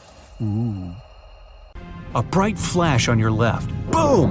Where did that lightning come from? Your plane shakes, your instruments stop working. A minute ago, the sky was clear and blue. Now, it's pitch black. Your senses go haywire. You don't understand which way is up or down. It's a strange feeling. You're beyond time and space. Lightning flashes from all directions. Clouds envelop your plane and swirl it into a vortex. You grip the controls and repeat to yourself, "I'll get out of this. I'll get out." Through the dark and thick clouds, you see a ray of light. It's your only chance. Your plane flies toward the light like a moth to a flame, and whoosh! You break out of the terrible whirlwind. Your instruments are back to normal. The plane's no longer shaking. You're saved. That's how pilots who faced the Bermuda Triangle anomaly describe their experiences. Well, at least on TV shows. The huge chunk of ocean between Miami, Bermuda, and Puerto Rico remained the planet's most mysterious area. But it's not alone. Alaska has its own triangle. Since the late 80s, 16,000 people have disappeared there. Eyewitnesses to the Bermuda Triangle anomaly talk about thick fog, lightning, balls of light, and hallucinations.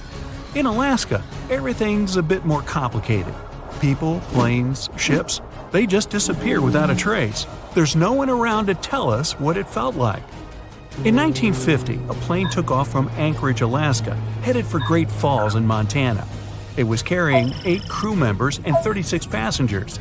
2 hours after the start of the flight, the captain radioed in that everything was fine.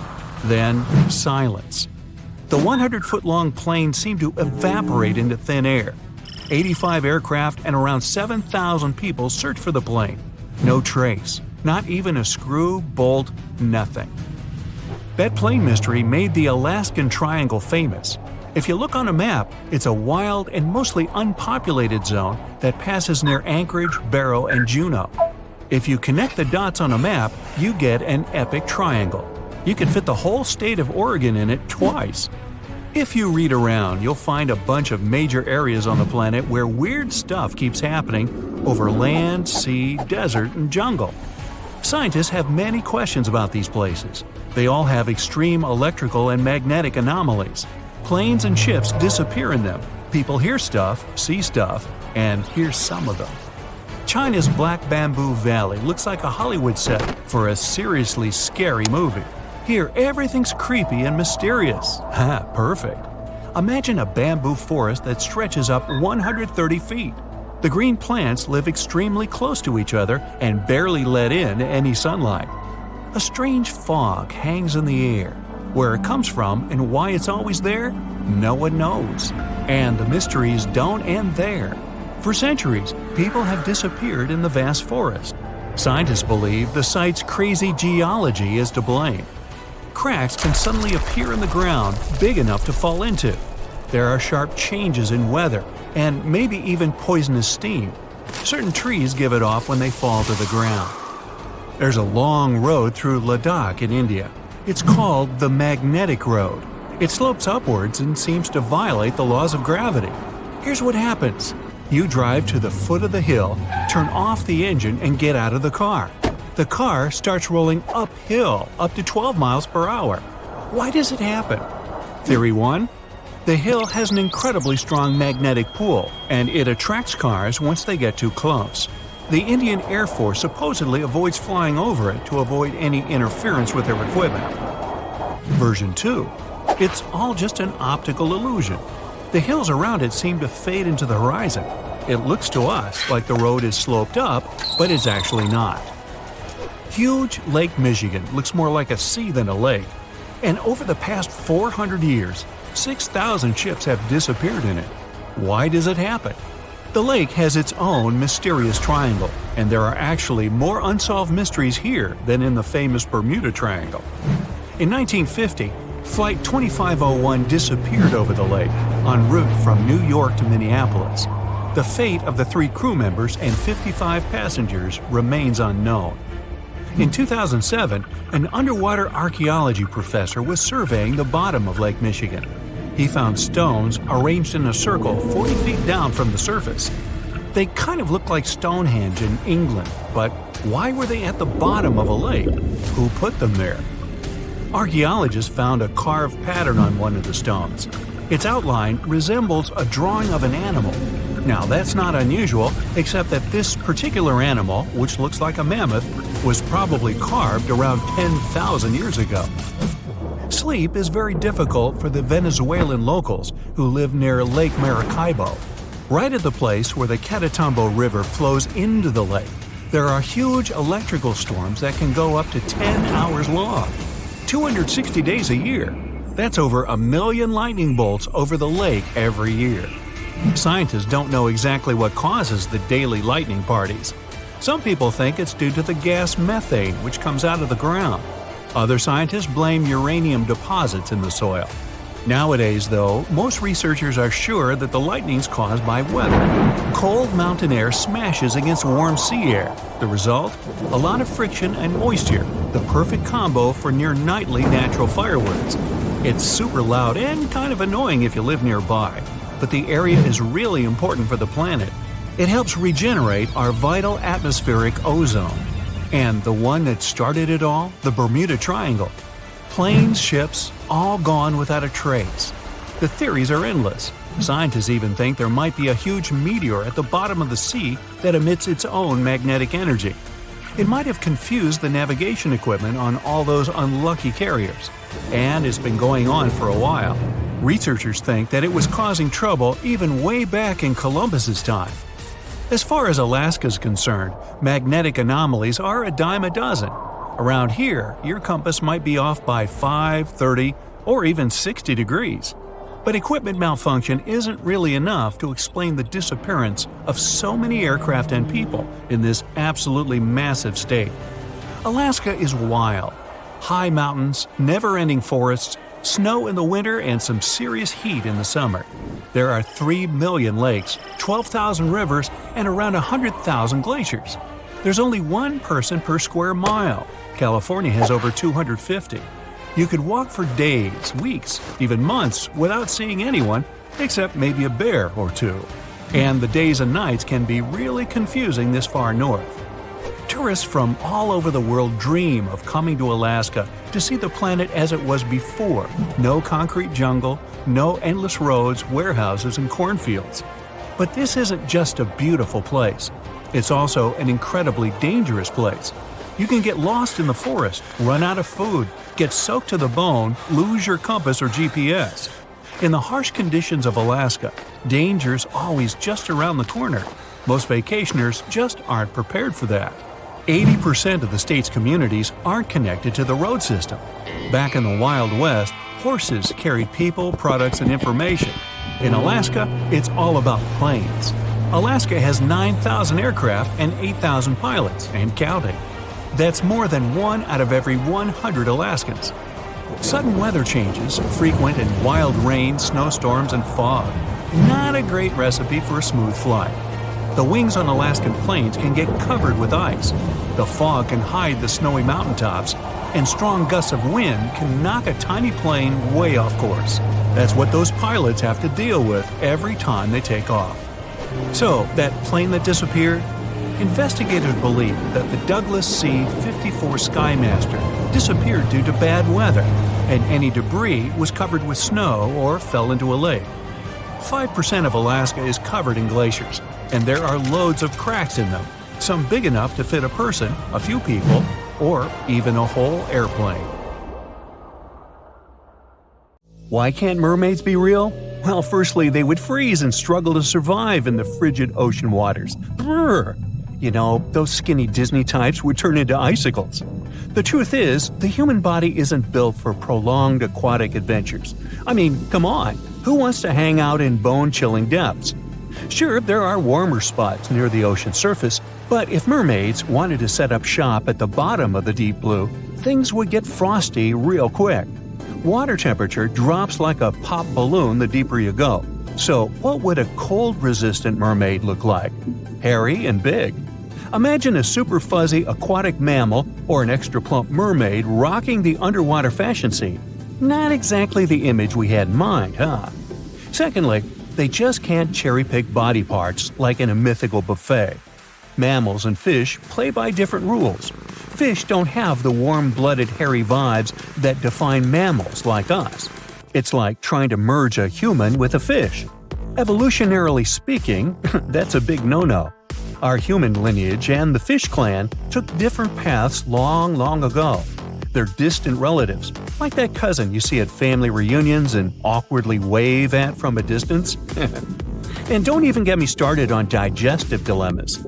Fish and mammals have completely different plumbing systems. When you imagine a mermaid with a mix of mammalian digestive powers and fishy hindquarters, well, things just don't add up. Let's dive deeper and separate fact from fishy fiction. If mermaids needed to swim up to the surface for a gulp of fresh air, they'd require a blowhole instead of a regular nose and mouth.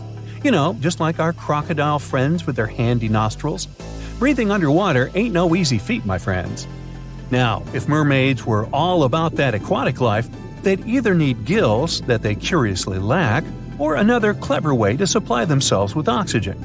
Marine mammals have evolved anatomies that allow them to survive those lengthy oceanic excursions. Human divers, on the other hand, have their lungs shrunk in size when they go deeper due to the pressure.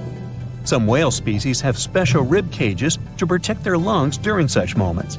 Plus, they've got that fancy myoglobin stuff in their muscles and blood, which loves to cozy up with oxygen.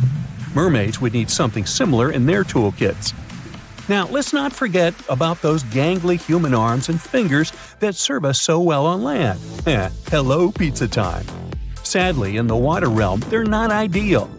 If mermaids had been around longer in evolutionary terms, maybe their arms would have undergone some serious makeover. If mermaids had a lengthier evolutionary history, those arms would need some adjustments, that's for sure. Unless, of course, there was a good reason for their existence. Maybe their environment would require them to be food-gathering aficionados rather than speedy swimmers. So you see, the mixture of human and marine anatomy may offer the worst of both worlds. The challenges remain even if we reverse things, with human legs at the bottom and a fish head on top. Hey, want to kiss the girl? No. Gills for easy breathing? Handy indeed. Yet, what about those exposed human parts struggling to withstand the ocean's wintry charms? The Fiji mermaid was a curiosity that gained popularity in sideshows during the 19th century. It consisted of the torso and head of a juvenile monkey sewn onto the back half of a fish. This peculiar object was presented as the mummified body of a creature believed to be half mammal and half fish, resembling a mermaid. P.T. Barnum, the renowned showman, acquired the mermaid and exhibited it in his American Museum in New York in 1842. The mermaid's appearance, described by Barnum himself, departed from traditional depictions of mermaids as attractive beings. Instead, it was described as an ugly, dried-up creature frozen in a painful-looking pose. It was another hoax promoted in those times. I know, this sort of breaks the spell. But if the water is going to get dangerously cold, then realistically, mermaids would spend some time fattening up. Basically, they would look like sea lions. It all comes down to the freezing temperatures of water at some point. This made me ask, what if the ideal place for these ladies was underground caves and Arctic waters? Well, let me tell you a story. Once upon a time, mermaids discovered a wondrous secret in the deep ocean depths, where sunlight could barely reach. In this realm of imagination and possibility, they stumbled upon a hidden underground springs and caves adorned with intricate coral formations. These enchanting locations held a secret that would forever change their underwater lives. As the mermaids ventured deeper into the mysterious subterranean world, they were mesmerized by the shimmering light refracting through the crystal clear water. But it wasn't just the ethereal beauty that captivated them. It was the realization that these hidden springs and caves offered more than just aesthetic charm. These subterranean water systems were connected to vast underground reservoirs, providing a bountiful source of fresh water. The mermaids reveled in the tranquility of this land. The gentle sound of trickling water soothed their spirits, while the soft glow from bioluminescent organisms illuminated their path. News of the subterranean springs and caves spread among the mermaid community, and soon these sites became cherished gathering places. Mermaids would share stories and songs, their melodious voices echoing through the caverns, creating an atmosphere of joy and enchantment. There was another place where they could live happily, the icy Arctic and Antarctic regions, where frost and snow reigned supreme. In this realm of imagination, the mermaids had evolved to thrive in the extreme cold, defying the expectations of the underwater world. Their resilience and remarkable abilities allowed them to navigate frozen environments. In these frigid waters, the mermaids revealed their wondrous adaptation to the icy domain. Their iridescent scales glistened like ice crystals, shimmering with hues of blue and silver that mirrored the frozen landscapes around them. They possessed an innate ability to regulate their body temperature, enabling them to withstand the biting cold and icy currents. To navigate through the frozen terrain, the mermaids developed special features. Their tails transformed, bearing a majestic combination of sleekness and strength, resembling the magnificent flukes of the Arctic whales. With each flick, they propelled themselves effortlessly through the dense icy waters, moving with a grace that mesmerized everyone who saw them. Within this frozen wonderland, the mermaids found solace and purpose. They became the guardians of these icy realms, nurturing delicate ecosystems hidden beneath the frost-covered surface. Okay, well, maybe the story is just one version of how reality could unfold, but we do have real-life mermaids in our world. People admire these creatures so much that they create events and communities to swim together while wearing costumes. In the UK, there is a mesmerizing mermaid who is admired by a lot of people. Her name is Hannah Caddick, also known as Mermaid Torva, and her tale showcases the vibrant colors of the local sea life. The Portland Week event is organized to raise funds for an environmental group, and Hannah, who resides on a nearby houseboat, is part of the growing community of mermaids in the UK. Like other mermaids, Hannah uses a monofin, a large single flipper that propels her through the water. These monofins can be quite expensive, with silicone tails costing over £2,000 and often being meticulously handcrafted. So, would you consider getting a tail and joining this community? Or would you prefer to be a spectator and watch them from the shore? And here's a short useful fact. Nowadays, when we hear the word siren, we often think of mermaids.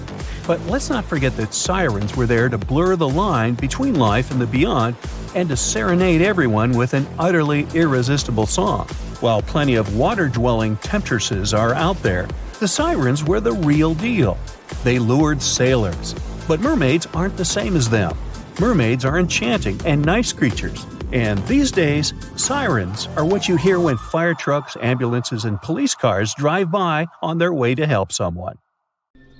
Welcome to the spooktacular tale of the John Lawson House in New Hamburg, just 80 miles north of New York City. This 150-year-old home is known for its creepy mannequins that used to magically change outfits and poses on the front porch. Some say these mannequins were haunted by spirits from tragic events that happened nearby in the 19th century. Back in the day, the Lawson family built this historic home in a bustling Riverport village. Tragedy struck when a train accident and a destructive fire occurred near the house in the 1870s, causing chaos and taking many lives. The mysterious mannequins appeared without explanation, dressed in old-timey clothes and accessories. The homeowner was unknown when that creepy stuff was first noticed. Sometimes, mannequins would hold something in their hands, like books. Also, it seemed like those spine-chilling figures didn't fancy bad weather. They would vanish during storms and even face the sight of the lethal train accident. But suddenly, in 2016, the mannequins vanished without a trace, leaving behind a mystery that still haunts the John Lawson house to this day. Will they ever return? Only time will tell. Venice, the one in Italy, not a neighborhood in California, may be considered the city of love and all, but Poveglia Island has a fishy reputation. Made up of 2 natural islands and 1 human-made one with wooden pillars and layers of earth, this place is like a creepy puzzle waiting to be solved. One island is covered in greenery, another has the main buildings, and the smallest is basically a fort. The island is now deserted with just a few lonely structures left standing. Rumor has it that about half of the land on the island is made up of human ashes. Yikes. According to stories, when a plague hit, the hospital had to figure out what to do with all the bodies. Supposedly, they ended up burning them. But some say that over 100,000 victims were actually buried in mass graves, called plague pits. The details about how all these bodies were disposed of are sketchy at best, leaving room for spooky speculation about what went down on the island. Whether they were torched or buried, the sad truth is that thousands of lives were lost and left behind on Poveglia Island. Another creepy tale involves a crazy asylum director who supposedly jumped off the clock tower after being swallowed up by a mysterious fog. But this story may have originated from shows like Ghostbusters, with no actual proof that this dude even existed.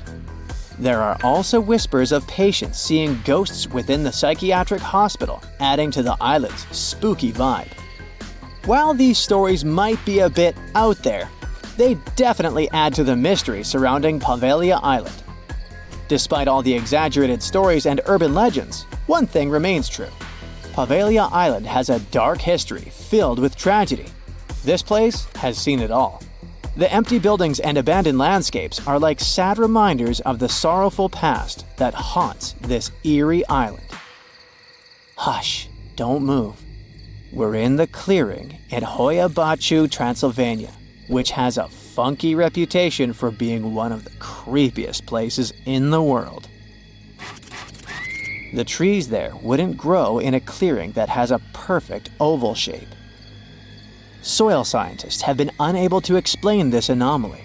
The area attracts a variety of people, from Romanian witches to sword-wielding Americans attempting to cleanse the forest through yoga. Hoia Baciu gained international attention in 1968 when someone captured a photograph of a mysterious flying object hovering over the clearing. Some people are sure those must have been guests from another planet. This event, along with the alleged paranormal occurrences reported by visitors, has added to the forest's enigmatic reputation. Local guides also share other anecdotes linked to this forest.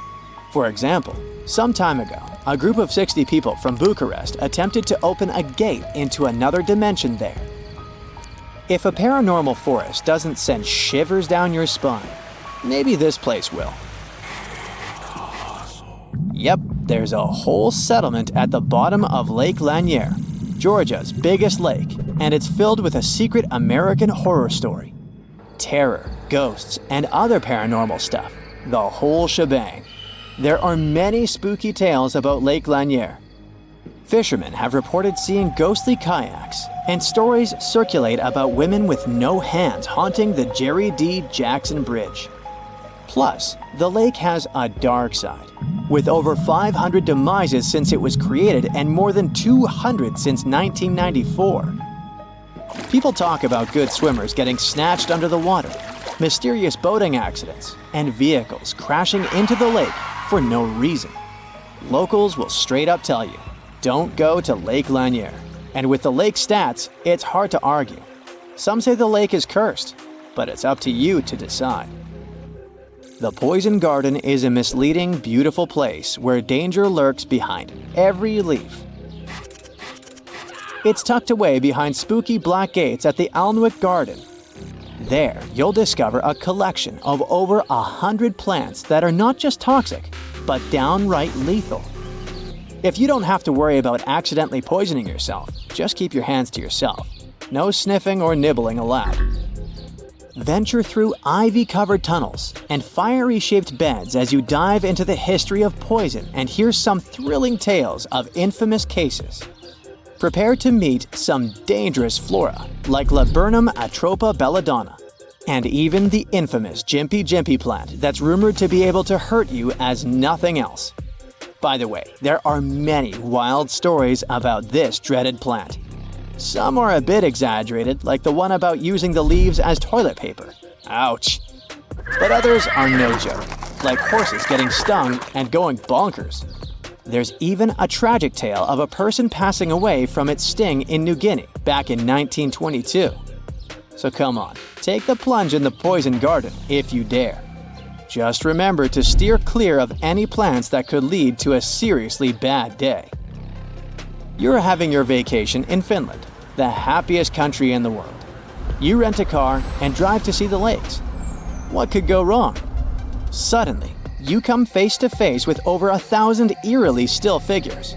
These guys are dressed to impress in colorful outfits, but there's something off about them. Their heads are featureless, their bodies wooden, and they all seem to be staring in the same direction. It's like they were playing a giant game of freeze tag, but nobody remembered to yell, "Tag, you're it." These silent sentinels are known as the Silent People, and they've been scaring people since 1988. They're the brainchild of dancer and choreographer Reijo Kila. Originally hanging out in Lasila near Helsinki, they've traveled around a bit before settling in their current spot on the side of the road. Why did they move? Maybe they were tired of big city traffic and wanted a quieter place to chill. No one really knows what these peat-headed, straw-haired guys are all about. Some folks find them creepy, like they're watching your every move. Others think they're kinda sad, like a group of friends waiting for a bus that never comes. But hey, that's art for you. Open to interpretation and open to jokes about scarecrows having better fashion sense than most humans. Bonus here, there's a cafe with traditional Finnish crepes, so you may get scared there, but not hungry. In Australia's far north, there's a spooky granite mountain known as the Bermuda Triangle. Black Mountain, also known as Kalkajaka by the indigenous owners, has been the backdrop for some seriously strange disappearances dating back to 1800s.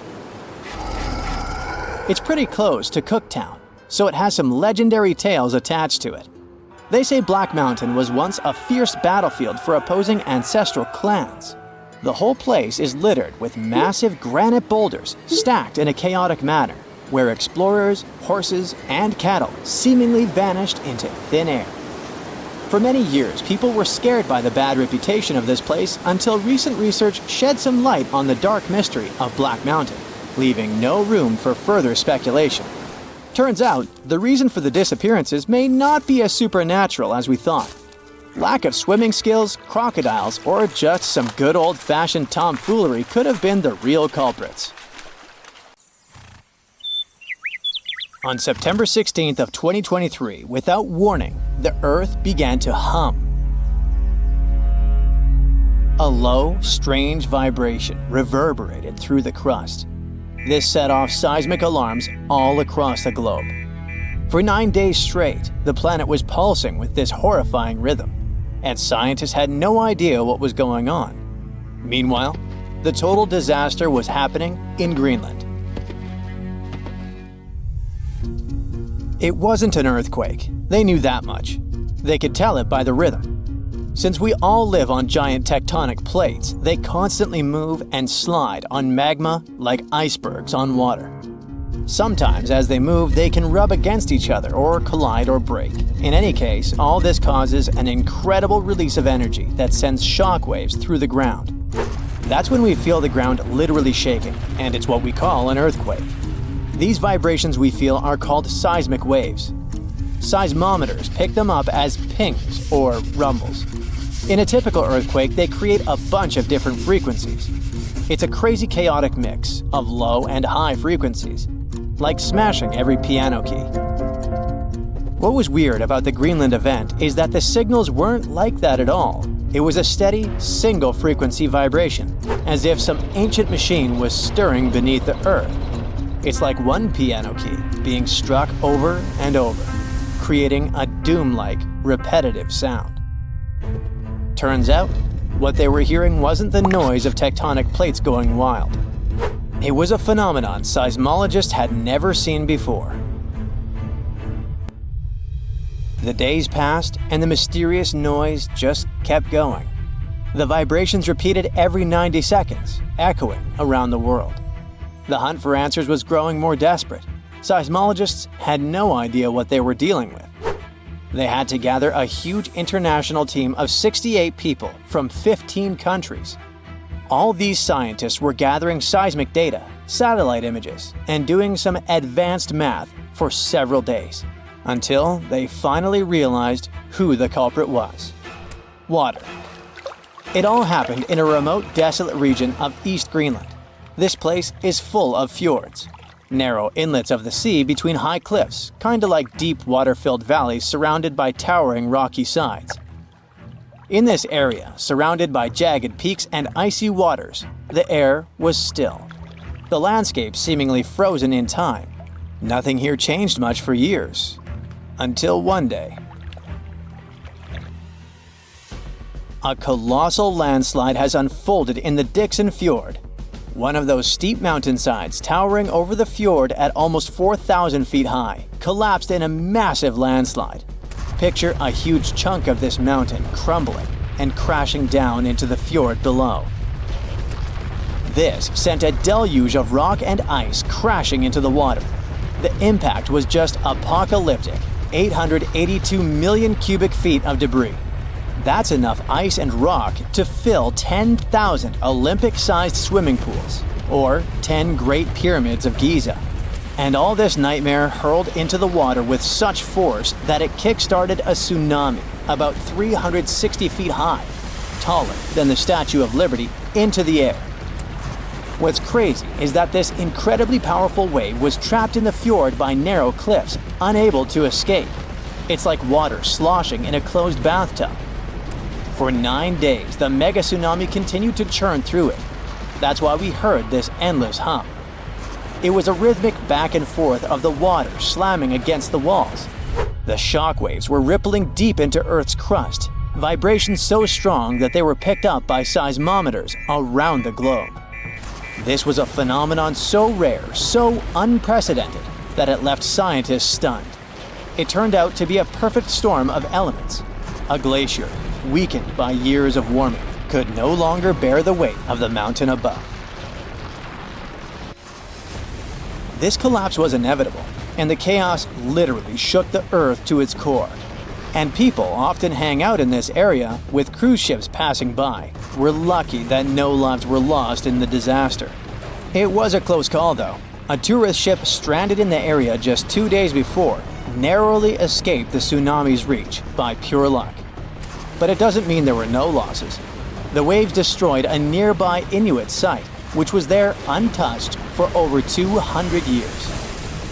They also swept away the huts at a research station that were about 43 miles away. The vibrations traveled from Greenland to the South Pole in less than an hour. That just shows how dangerous events like this can be. And this isn't the only place where such catastrophes are happening. In the beautiful California community of Rancho Palos Verdes, the ground is shifting so quickly that it's tearing homes apart. The land there has always been kinda unstable. It has some unique geology. It's built on soft, clay-rich soil and sits on a geological fault line, which makes it prone to landslides. This means that this land is prone to slow, natural shifting over many years, even when no crazy weather is happening. It's been like this for decades, but usually it's slow and pretty manageable, like about a foot a year. Imagine a tree that you played with as a kid moving 20 feet to the left as you grow up. For decades, residents adapted. They built their homes on adjustable beams. This helped the houses to move with the land, and that strategy worked well until now. Recently, things have been getting much worse in the community. Now, the land is moving by a foot in a single week.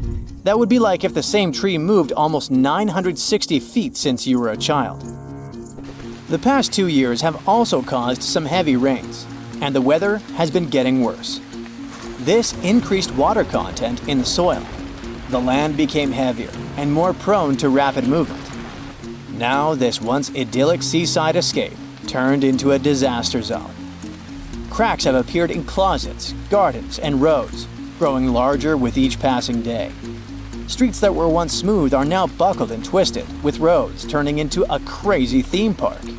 Houses that once stood firm are being ripped from their foundations, some of them split in half. One of the houses had its front door 8 feet off the ground. Entire neighborhoods have been plunged into chaos. Utility companies had to switch off gas and electricity indefinitely to prevent potential disasters. The hardest hit is the coastal neighborhood of Portuguese Bend, where residents are living on the edge. Literally. It always had amazing ocean views and cool sea breezes, with horses and peacocks still wandering the tree-lined streets. But now, it's like an earthquake hit. Only this time, the earth isn't stopping. For many, this place feels like paradise, if only the land would stop shifting beneath their feet. So the locals don't give up. Some of them had to leave, but many are determined to stay and fight, despite the destruction. But they still have to pour in hundreds of thousands of dollars to save their properties. People have installed generators to keep the lights on and set up sewer systems and pumps to drain the groundwater causing the landslides. Some say that the only way for these neighborhoods to survive might be to go completely off-grid, installing power walls to store energy and stuff like that. People are trying their best to run the sewer system off generators. They hope that they could get rid of this water in the soil that's causing these hellish landslides in the first place. They're determined to fight, but they will need help and support from the government to fight this disaster. Landslides are actually more common across the US than many might think. And new maps and data show that tons of people in the country might be in danger. Scientists managed to create the first very detailed, very cool map that shows where these landslides might happen, county by county. It's based on a lot of data and the history of 1 million previous landslides. They say that nearly 40% of the United States is at risk of experiencing landslide activity, which could lead to some insane catastrophes in certain areas. Luckily, now both residents and engineers can keep this in mind. But all this shows how vulnerable we are to natural disasters, and how we should always stay alerted.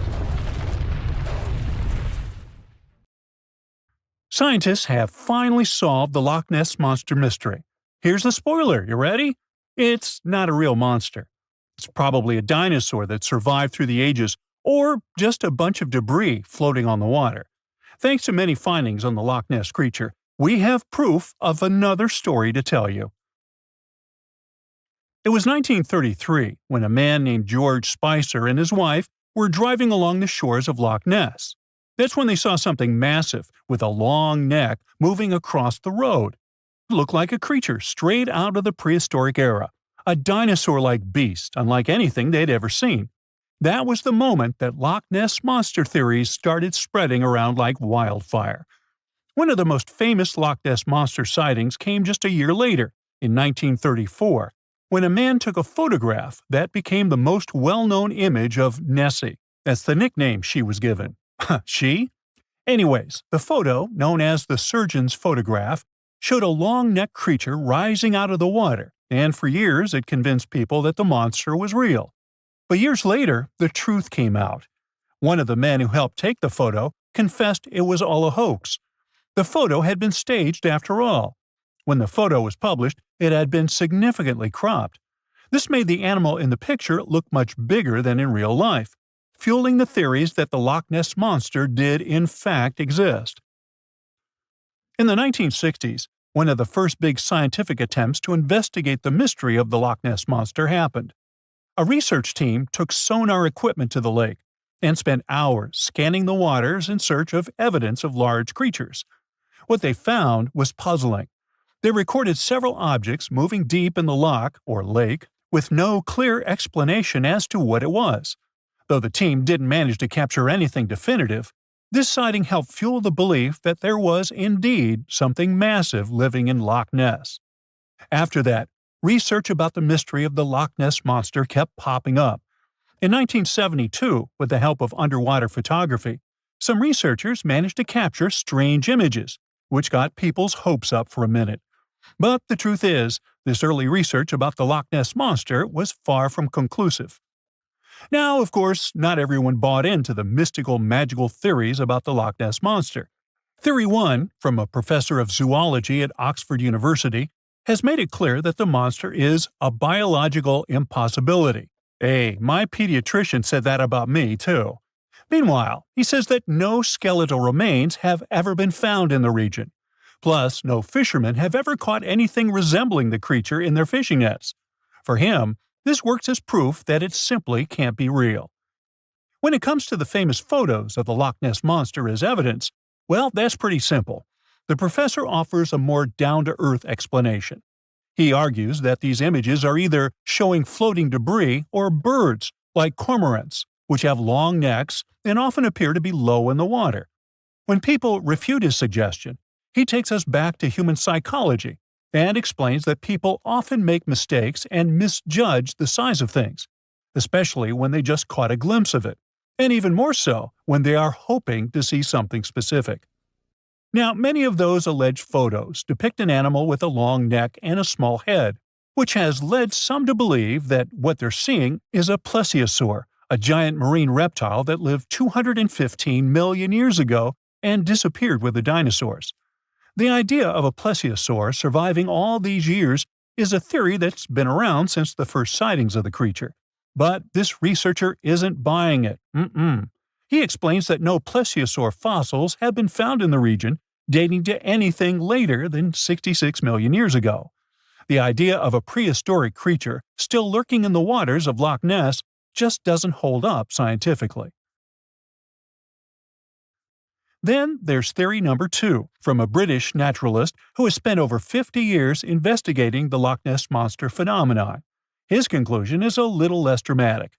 He believes that most people who report sightings of long-necked creatures are misidentifying other animals.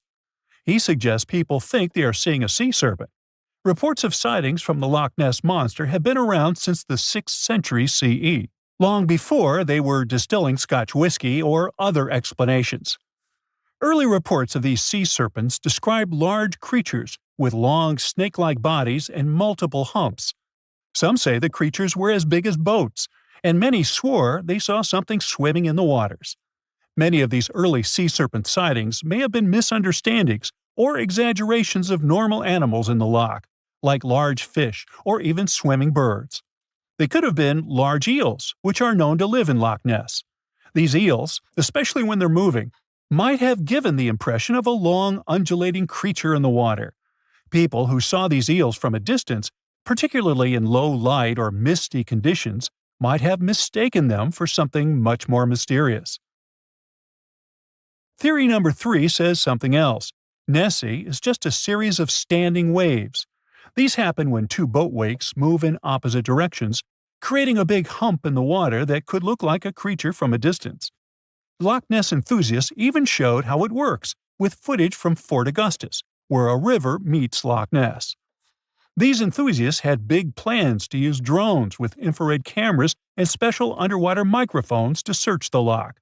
Now, Loch Ness is massive, stretching around 23 miles long and more than 700 feet deep. So, they thought they needed drones and infrared cameras to put an end to this discussion. But despite everything, they haven't found Nessie. But it's not only the Loch Ness Monster that lacks scientific explanation. There have also been scores of sightings of yetis and sasquatches that no one can really explain. Folks have made movies, dreaming of finding the truth about these creatures. But, according to recent research and evidence, it looks unlikely that we'll ever find definitive evidence of their existence. Science says they can explain Sasquatch sightings, and this is how. Biologists who study wildlife using camera traps, which are set up in remote areas to capture images of passing animals, have long attempted to find elusive species. These cameras detect movement and snap pictures, providing invaluable data on the biodiversity of different ecosystems. As camera traps collect more photos over time, the number of species recorded grows. However, after a while, the number plateaus, suggesting that no new species are being detected. While it's impossible to claim 100% certainty, researchers say that after significant camera deployment, it's safe to say the likelihood of discovering new species, especially large ones like Bigfoot or the Yeti, drops significantly. Camera trap studies have been running for years in regions where these creatures are rumored to live, but so far, no conclusive evidence has surfaced. Instead, the supposed proof of Bigfoot or the Yeti often comes from blurry photos or shaky videos taken by individuals who claim to have encountered them. The scientific understanding of biology also makes the existence of Bigfoot highly unlikely. Often described as a great ape, Bigfoot would have had to evolve in North America. However, great apes evolved in Africa, and the only great ape to make it to the Americas is Homo sapiens, whose ancestors crossed the Bering Strait only about 16,000 years ago. This is far too short a time for a new species like Bigfoot to have evolved. While it may be disappointing for these mysterious creature enthusiasts, the scientific evidence points firmly toward the conclusion that creatures like Bigfoot and the Yeti are more fantasy than reality. After decades of extensive scientific research, it's safe to say that yes, science has solved the mystery of the Loch Ness Monster, and it's pure fiction. So, what do you think?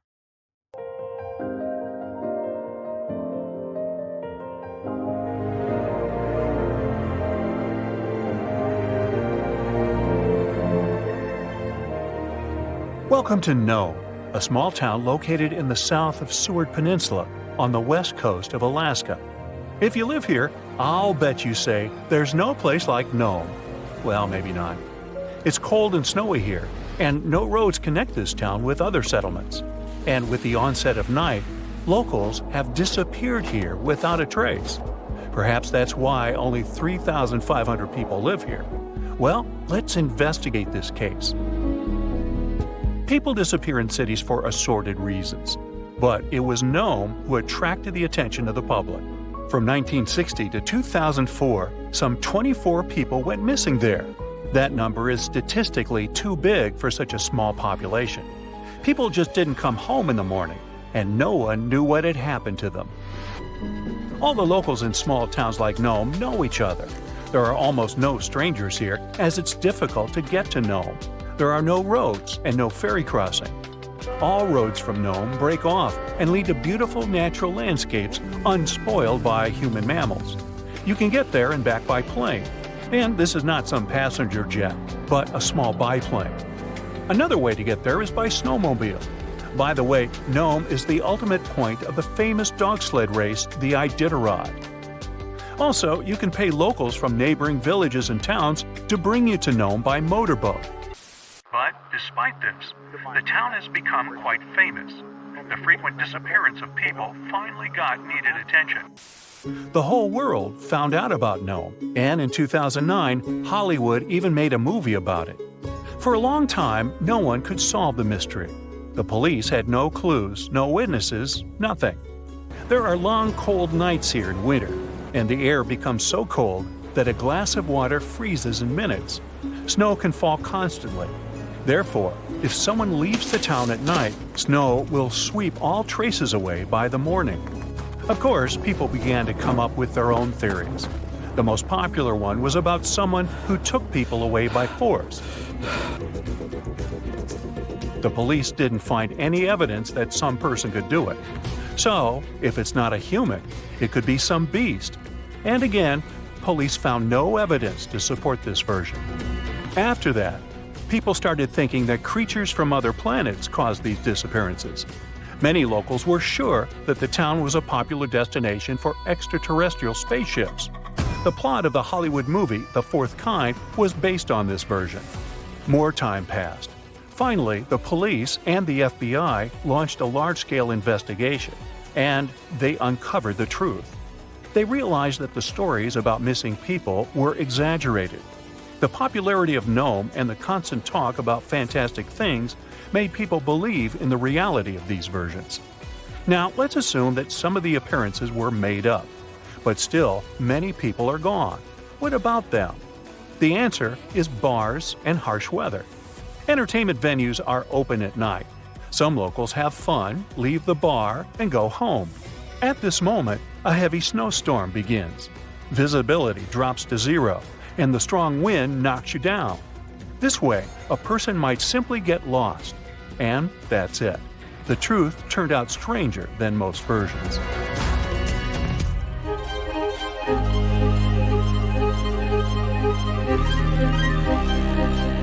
The Bermuda Triangle is a big area in the Atlantic Ocean, so the disappearance of ships and planes there seems not so surprising. But it's much creepier when it happens on a lake. Let's visit the Lake Michigan Triangle. It's located between Michigan and Wisconsin. For a couple of centuries, terrible things have been happening here. People put the same legends around this place as around the Bermuda Triangle. They reported unexplained phenomena and saw flying objects above the lake's surface. Some believe that the triangle is a time portal. Of course, no theories have been confirmed, but strange cases have occurred on the triangle territory. One happened in 1950, when a Northwest Airlines plane with 108 passengers disappeared without a trace during a flight over the lake. Police officers saw a red light over the lake 2 hours after the plane's last communication. The aircraft probably crashed, but rescuers didn't find any passengers or wreckage. All that's left was just an oil stain on the water. Many ships and boats disappeared there, but one of the strangest cases occurred on April 28, 1937. It was midnight. One ship was sailing through this lake. Captain George Donner went to sleep in his cabin after a hard day's work. 3 hours later, the vessel was approaching the port. One of the crew members went to the captain's cabin to wake him up. The door was locked from the inside. The assistant knocked, but no one answered. When he suspected that something had happened to the captain, the assistant unlocked the door. He got into the cabin, but there was no captain there. He seemed to have disappeared into thin air. The crew couldn't find him. Since then, the eerie disappearance of Captain George Donner remains unexplained. Meet David Paulides.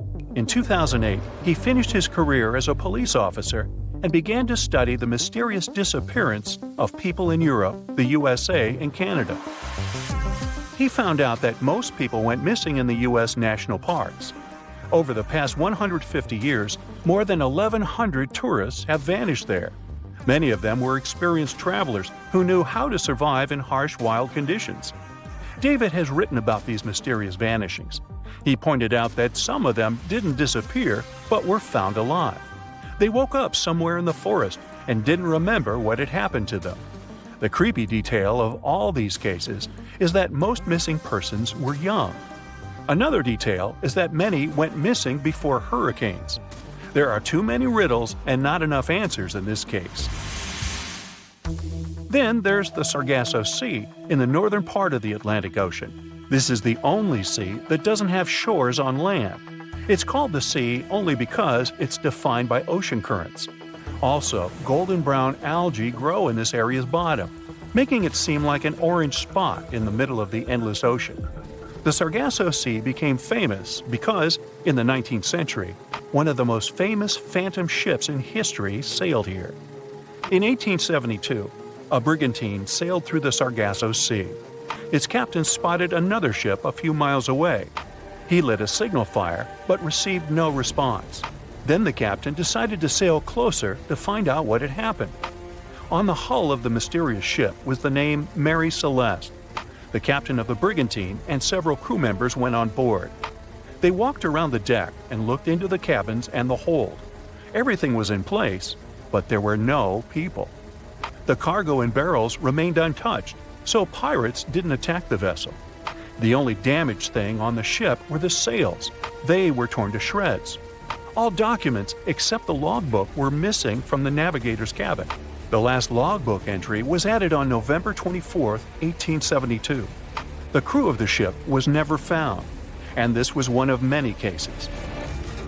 In the 20th century, from the 60s to the 80s, there were many reports of empty boats and yachts floating on the sea. Also, some entire ships disappeared without a trace. All these cases still remain a mystery. According to one version, the four-sided current forms water funnels.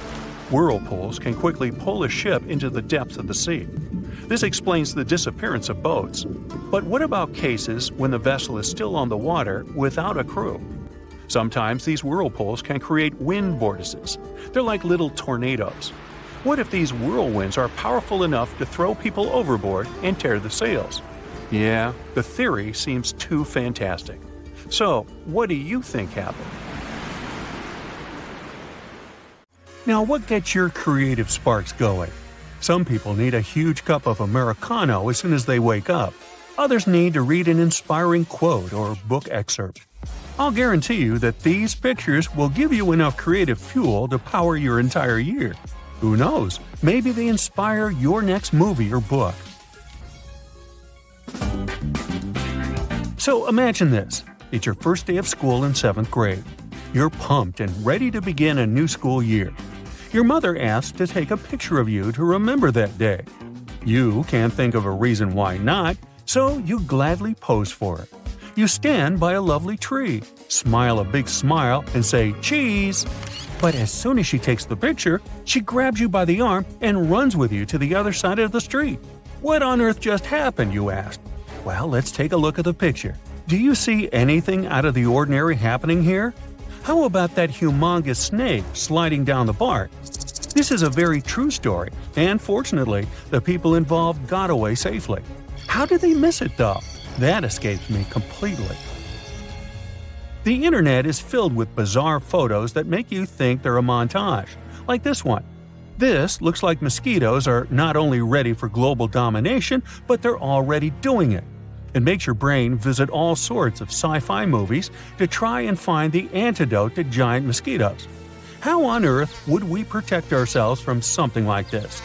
But worry not, there's a big chance this picture isn't real. One user says that this photo is just a coincidence. A mosquito happened by when the photographer was taking the picture. Other users say that's not how cameras work. The image would be completely blurry if the camera had focused on the mosquito. So, what's your take on this?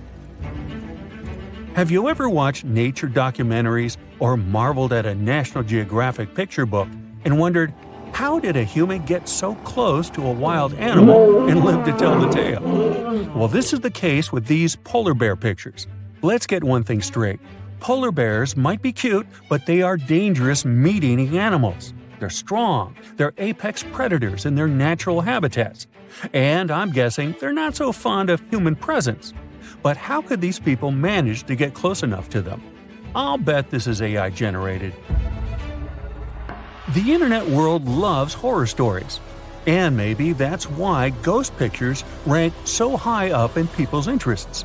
Are they real? Are they not? Does it even matter? This person claims to be seeing a little girl in a nightgown at the end of the corridor in their grandparents' house. Apparently, ghosts really do like grandparents' houses. I guess they just can't resist the weekly bingo nights and the constant smell of freshly baked chocolate chip cookies. I know I can't. Either way, this image looks so faint that I'd say it's probably just the silhouette of a bunch of vintage furniture put together. Oh wow, I'm sorry. It took me a while to understand what was happening there. In the first picture, I thought there was a deformed thumb next to the muffin. Only then did my eyes understand that we were looking at a glass table and a hungry cat trying to get a piece of the delicious treat. Welcome to Silent Hill. This photo was taken by someone on their way to work, and I have so many questions. Do they live in a rural area? Or was this photo the result of a morning jog in an urban park? Was he breathing okay? Because this smog looks like something out of this world. Yow! This next picture will either give you goosebumps or make you marvel at its weirdness. I'd expect nothing less than to find a real-life witch house in the middle of this forest. What's your guess? Is it real or photoshopped? You bet it's real. This forest is located next to the small town of Grafino in Poland, and it's naturally filled with trees that bend 90 degrees right at the bottom. Scientists still can't explain why the trees are the way they are. Who knows? Maybe it was a witch that made them that way. If you watched The Last of Us, I think you'd be pretty spooked by this photo.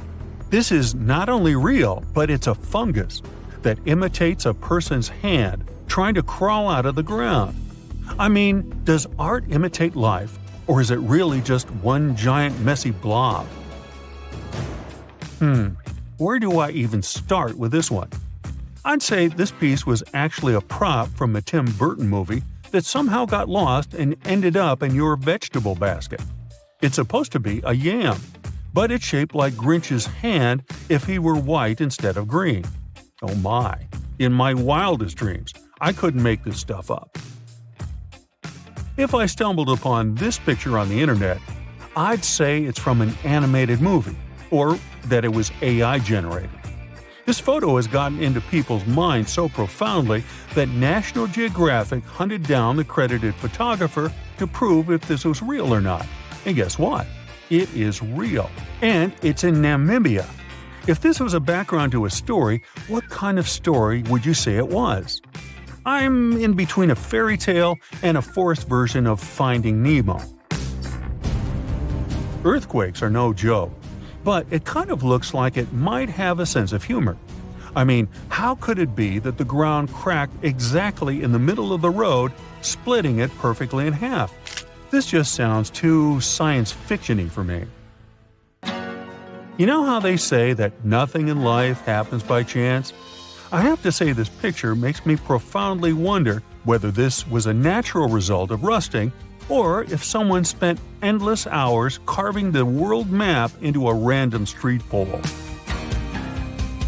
This is what I like to call minimum effort, maximum effect. Maybe this is the work of a child that didn't understand the assignment. Or maybe it's just a lazy adult with a childlike mentality. I have to say, they nailed the horse's silhouette, and for that, they deserve a well done. Now picture this. You went out on your morning jog.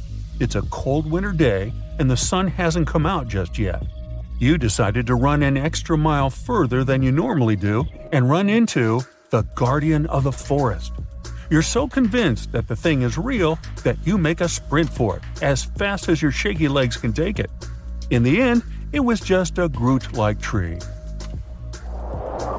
Somewhere, there's a law that says we can't have only good days. There are the days you get home and you're going to open the door and this comes to greet you. It's a fine line between a life-threatening situation and just a really big scare. Now, when I was a kid, I loved playing pranks on people, but I would be the first one to get completely spooked when someone played a prank on me. I'm guessing the person who ran into this thing on their office wall wasn't too pleasant. But hey, maybe it's karma, right? What goes around comes straight back around. This is the type of table setting you would see if you got invited to the Addams house for afternoon tea. Creepy little hand-inspired teacups crawling everywhere. You got to have a good stomach to take this one smoothly, huh? Mother Nature is caring, loving, and providing, but sometimes she's also terrifying.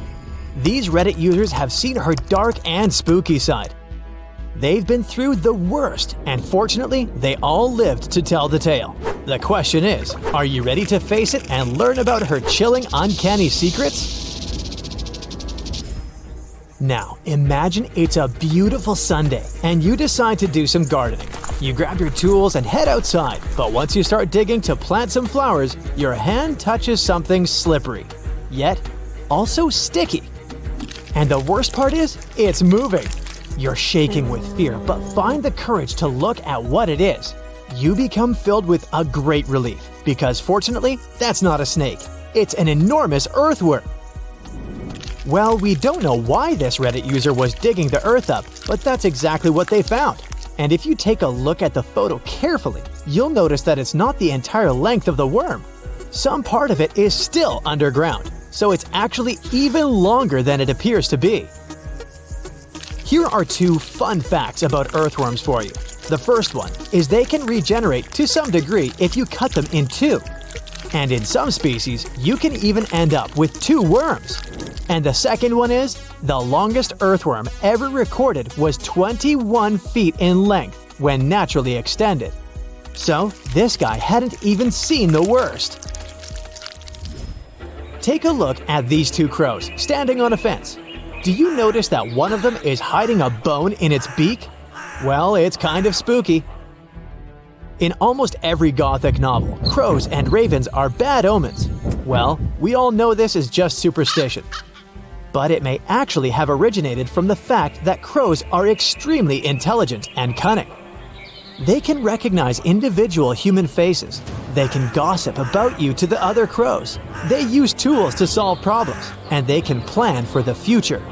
But the most interesting thing is, they can hold grudges against people who are cruel to them, and even pass those to their offspring. The same goes for people who are kind to them as well. Once they love you, they'll be your friend for a lifetime. So, this Reddit user must have done something right to be rewarded by these crows. Now, let's take a look at the photo that the next Reddit user shared. The tiny pearl-like things you see on the kitchen window are no gemstones, they're actually eggs. But of what exactly? That we may never know, but plenty of Reddit users in the comment section say they might be moth eggs, or stink bug eggs. Either way, it seems like the person who posted the photo needs to do some thorough cleaning to get rid of them. If you're having the same kind of problem at your house, here's a tip on how to get rid of moths. Wash and scrub any areas you found larvae or eggs with a vinegar and water solution. If you have stink bugs, add dish soap to that mixture. Okay, this next photo was not originally shared on Reddit, but it's certainly worth mentioning when it comes to how scary nature can be. The photo is captured by a woman driving home in Minnesota. And let me tell you, this is not photoshopped or edited in any way. I bet it reminds you of that wave scene in Interstellar, right? One Reddit user even called the photo Cloudception. Guess all of us can agree, there's some sort of Christopher Nolan movie vibe going on there. The lady who took it, on the other hand, officially named it Ocean in the Sky. Well, that fits too. One meteorologist said the photo is so rare and unique that there are clouds in it that even she herself had never seen before. So it's no wonder it went viral on social media platforms. Let's be honest, each one of us probably drew a lightning bolt on our forehead and pretended to be Harry Potter at least once in our lives. But the next photo one Reddit user shared might change the way you view lightning bolts. The truck you see there, which belongs to their coworker, got struck by lightning. But as you might have guessed, the damage was done by fire. The user says the truck burned for about 10 minutes at a super high temperature before it was put out by fire extinguishers. So, it was not instant damage. To all the comic book fans out there, this is your reminder to not attempt any lightning bolt experiments to become the Flash. This wind turbine looks so sad it's almost heartbreaking to look at, right? Well, the story behind it is upsetting indeed, but in a scary way. The Texan Reddit user who posted this photo explains that the wind turbine was hit by a tornado. But these comments might cheer you up and get your mind off of how frightening tornadoes can be. One Reddit user says the wind turbine looks like its mom told it can't go to the thing. Another one suggests that the tornado took things personally and got revenge on the wind turbine for thinking it can harness the power of the wind. And one other describes the wind turbine to look like a giant robot palm tree. What's worth mentioning here is that it's a good thing the blades of the turbine didn't snap off, because if they had, the consequences would have been much more destructive. This next one might be the weirdest yet. Those toes don't belong to a forest gnome or any other fantastical creature, even though this photo sure looks like it's out of a fairy tale. And I know you're thinking about it, so let me just clarify that it's not a zombie trying to crawl its way out of the ground either. These are actually a type of fungus that is commonly known as dead man's fingers. They can generally be found in forests or any other woodland area, usually growing from the bases of rotting or injured tree stumps and decaying wood. They're fairly common in the UK, Ireland, mainland Europe, and parts of North America. The funny thing about them is the fingers vary in appearance at different stages of their life cycle, so in that manner, it's like a real human being whose body changes as they grow older. You can probably tell by the way it looks that it's very dangerous to eat one. They're very poisonous, so good thing the Reddit user who posted this photo didn't try to get a taste of it. Even Ant-Man couldn't handle this wasp. This Reddit user woke up one day only to find one monstrous wasp in their basement. Look at that giant stinger it has! It almost seems like no beekeeping clothing would protect you from it. This species of wasp is called cicada hawks, which is due to the fact that they hunt cicadas and provision their nests with them. They can be found in the eastern and Midwest US, as well as in southern parts of Mexico and Central America. Female cicada hawks use their stings to paralyze their prey, rather than to defend their nests. Unlike most other wasps and bees, they do not sting unless they're handled roughly. On the other hand, male cicada hawks only fight with other insects and cannot sting. And in case you're wondering, they're generally not aggressive towards humans and usually fly away when swatted at. Phew! The last Reddit user we have for you today used to keep their duck eggs in the pantry. One day, they went and checked the place after hearing a lot of noise coming from there. And what they found was 2 snakes wrapped around the eggs. Well, at least the ones that the snakes didn't eat yet. But the crazy thing is, when the Reddit user got rid of them both and came back, they found another one in there. And this time, there weren't any eggs left. If only they could speak parcel tongue, things would be so much easier. In the heart of a dense forest, a person embarks on a forest hike, delving into the hidden depths of nature's playground. But this isn't your ordinary stroll through the trees. It takes a turn towards an eerie and spine-chilling discovery. Our protagonist, with a twinkle of curiosity in his eyes, discovers a burrow hiding in the shadows. Curiosity outweighs fear, and our explorer comes up closer. It's not some random burrow. This one belongs to a fox. So what if it's the wrong move, and they should just run away? In the joyful season of spring, when nature comes alive with vibrant energy, foxes engage in their intricate dance of life. It's during this time that foxes seek solace in their underground sanctuaries. Throughout the rest of the year, when the world around them flourishes, foxes prefer to bask in the sun, finding comfort above ground, except when the weather takes a turn for the worse. It's in the most inclement conditions that they seek refuge in their burrows, shielding themselves from the elements. These burrows, known as fox earths, typically consist of only a few entrances, occasionally covered with scattered soil and debris. During winter months, industrious foxes diligently dig additional burrows in anticipation of the forthcoming spring.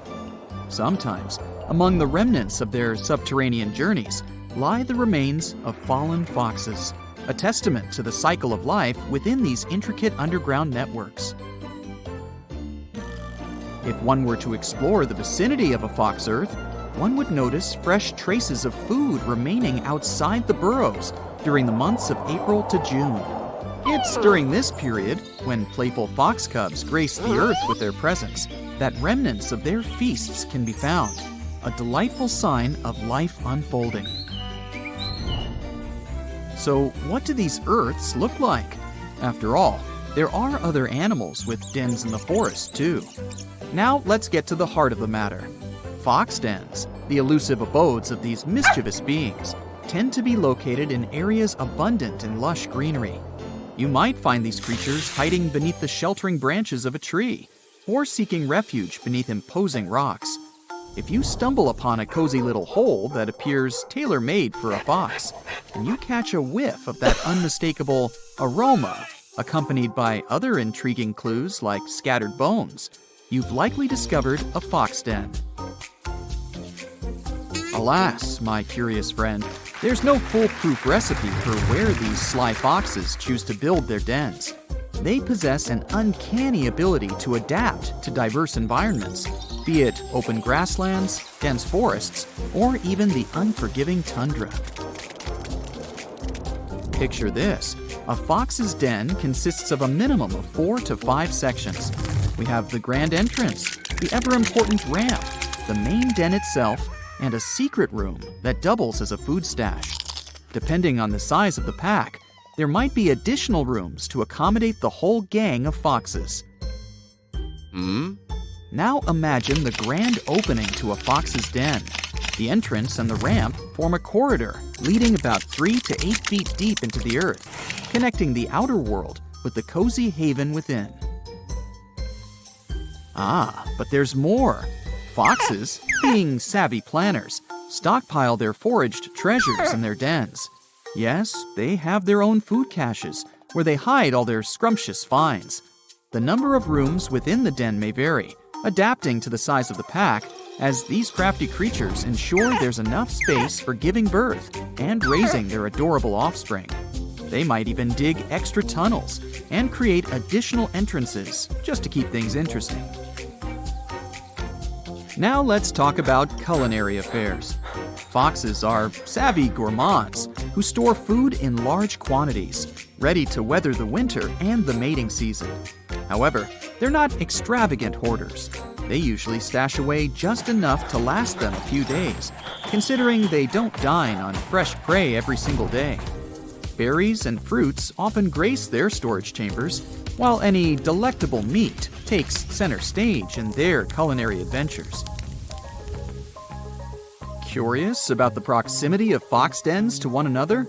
Well, if the land is bountiful with abundant food and fresh water, you might stumble upon 2 or 3 fox dens within a 10 square mile radius. But if resources are scarce, you might have to expand your search to cover a sprawling 20 square miles to find just one den. But the saga doesn't end there. Foxes, true to their resourceful nature, often have multiple dens. They maintain the primary den, often known as the natal den, which holds sentimental value. Additionally, they keep a backup den for some unpredictable circumstances. And let's not forget their knack for claiming abandoned or borrowed dens as their own. Such clever tricksters, aren't they? Now, let's talk about these marvelous creatures themselves. Foxes come in a delightful array of species, sizes, and variations scattered all across our planet. But the star of the show is the red fox, found on every continent except frosty Antarctica. While most foxes prefer the tranquility of rural landscapes, don't be surprised if they venture into the realms of urban and suburban dwellings, where their path might cross with humans. The encounters between a fox and a human. A tale of 2 extremes. Some kind souls attempt to win over these animals, offering them tidbits and coaxing them into their palms. On the other hand, there are those who tremble at the mere thought of a fox, fearing their crafty and ferocious nature. Now picture this scenario. What if a fox approaches you or launches an attack? Typically, Foxes pose no threat to humans and harbor no ill intentions. They prefer to feast upon small mammals or livestock, reserving their aggression for hunting or self-defense. Yet, there have been reported cases of foxes crossing paths with humans, including incidents. Therefore, knowing what steps to take if a fox approaches or pounces on you is crucial. Foxes can indeed be domesticated, yet they remain wild at heart, and their actions can be wildly unpredictable. They might momentarily embrace their tamed side, only to snap back into their untamed instincts when feeling cornered, threatened, hungry, or simply scared. Naturally, foxes view us humans as potential threats, and it's in our best interest to reciprocate their cautious approach. Never attempt to approach a fox, even if it appears docile and friendly, as its temperament can shift within seconds, catching you off guard. Avoid sudden movements and resist the urge to inch closer, as doing so might agitate or frighten our fox friend. In most cases, when a fox spots a human nearby, it will swiftly scamper away or seek refuge in hiding. However, should you find yourself locked in a standoff with a fox, the best course of action is to take a step back and allow it the space it craves. Should a fox persist in its approach, or if you encounter several foxes nearby, my dear friend, give them a wide berth and allow them their space. Refrain from approaching or attempting to feed them, especially by hand. Let them carry on with their foxy affairs while you observe them from a distance. In a situation where a fox becomes trapped, such as finding its way into a room, I implore you to remain calm. Avoid raising your voice or causing unnecessary commotion, as it may provoke the fox to attack. Instead, remain silent, keep a safe distance from the creature, and provide it with an escape route. Ensure the doors and windows remain unobstructed, granting the fox the freedom it seeks. In due time, it will make its swift exit. However, if fortune frowns upon you and you find yourself in the unfortunate circumstance of a fox attack, remember to stay composed. Refrain from unleashing your pets or pursuing the fox. Just allow it to retreat on its own accord. If the fox persists and refuses to back down, a simple round of applause or a few claps might startle it away. Now you can enjoy the forest.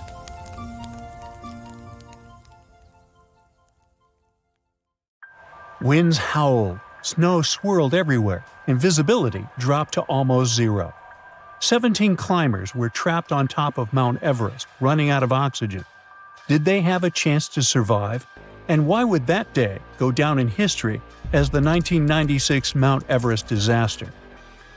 At the end of March that year, a team of 18 people led to the top by Rob Hall came together in Kathmandu, Nepal.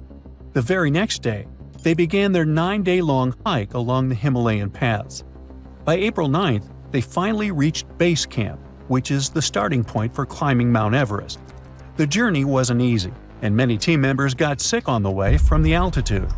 At the same time, another climber, Scott Fisher, was leading his team of 19 people to base camp. When both teams arrived there, they started exercising and learned how to breathe where there wouldn't be much oxygen. On Rob's team, one climber got frostbite on some of his toes, and his throat froze, making it hard for him to talk. On Scott's team, one man had trouble breathing even while at base camp, so he had to use bottled oxygen there. Another severe problem happened with one of Scott's Sherpas. Those guys work as guides and porters for climbers in the Himalayas. They can carry loads up to 2 times as heavy as their own weight up and down the mountain. An average, physically fit adult man can carry a backpack loaded with 1/4 of their body weight without a problem. So those Sherpas are really like real-life X-Men.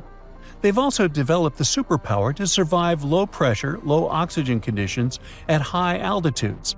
Scientists suggest it's because they have lower oxygen concentrations in their blood and more oxygen flows to their muscles. It could also be their genes. In either case, one of Scott's superhuman Sherpas got sick and could barely breathe because of the thin air.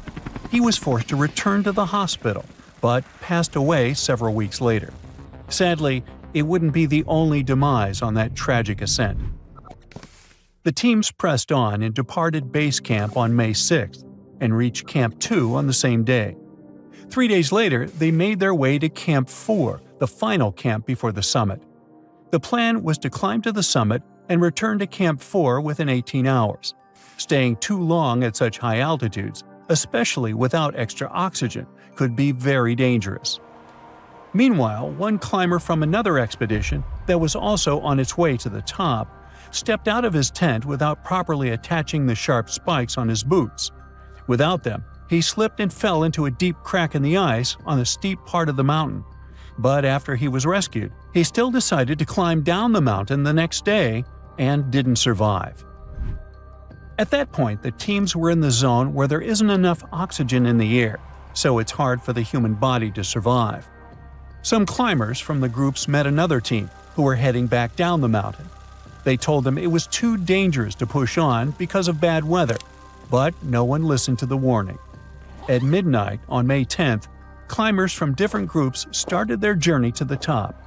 Each of them carried 2 extra oxygen tanks, but they knew the oxygen would run out by 5 p.m., so they had to climb up and get back down quickly. The Sherpas who helped set up safety ropes were delayed, so the climbers had to wait for an hour on the steep slopes. Some climbers were less experienced, which slowed the entire group down. The leader of the first group, Rob Hall, had told everyone to turn back by 1 or 2 p.m., whether they made it to the summit or not. Around 1 p.m., the first group of climbers reached the top of Mount Everest. Many climbers didn't turn around at the planned 2 p.m. deadline. Scott Fisher let his team keep going until after 3 p.m. Rob Hall and one of his climbers, Doug Hansen, didn't make it to the top until 4 p.m., far too late to start heading back safely. By then, the weather was getting worse. By 3:30 p.m., a storm began rolling in, and by 6 p.m., it had become a full blizzard. Some climbers got back to camp safely, but by 10 p.m., half of the group was still stuck in the storm. One group was stranded at 27,000 feet, just 200 feet from Camp 4. The blizzard made it impossible to see, so they decided to huddle together and wait for the storm to pass. Rob Hall and Doug Hansen were stuck near a steep, icy section called Hillary Step. Hansen collapsed, and Hall stayed with him. Hansen's body was never found. Later, Sherpas found the bodies of other climbers at different altitudes on the mountain. The disaster took 8 lives in total and injured others. It was the highest number of fatalities within 24 hours on Mount Everest. 5 years after that, the mighty Everest did everything to stop Marco Sevridi from being the first person to snowboard all the way down its summit. The route he chose for the descent didn't have enough snow, so the French mountaineer and snowboarder had to choose another one. After just 660 feet of the journey, a fastening strap on his snowboard broke because of the cold. A Sherpa helped him to repair it, and he finished the descent to 21,000 feet in 2 hours. The next year, Marco came back to repeat his success on a different slope of Everest. It was August, so it was kinda late in the season, but it didn't stop him. Marco reached the summit with 3 Sherpas on the 8th of September. He was really tired by then, and the weather was changing, so his guides told him not to go. But he didn't listen. The Sherpas lost sight of him several times. About 4,300 feet below Camp 3, the Sherpas saw a distant figure of a man who stood up and then disappeared down the mountain. No one ever found either Sevridi or snowboard tracks leading to his last refuge. But we might still hear about Marco, as it sometimes takes about 100 years to find traces of someone who was lost on Everest. On June 8, 1924, Andrew Sandy Irvine and George Mallory set out to do something no one had ever done before: reach the top of Mount Everest. But something went wrong, and the 2 men vanished in the icy heights. No one knew if they had made it to the summit before disappearing. If they had succeeded, they would have beaten the first descent record that was set only 29 years later. In 1999, climbers found Mallory's body on the mountain. But then, for some reason, the body mysteriously disappeared. climbers couldn't locate it with drones or cameras, even though they had the exact coordinates of the spot. It looks like someone moved it, but no one knows why. Then one day in September 2024, a team working on a National Geographic documentary spotted something unusual, a boot sticking out of the ice on a glacier far below the steep north face of Everest. The leather looked old and cracked, and the steel hobnails on the sole were from a time long ago. Inside the boot, they found a sock with a red label stitched inside. It said A.C. Irvine, confirming that these were Sandy Irvine's remains.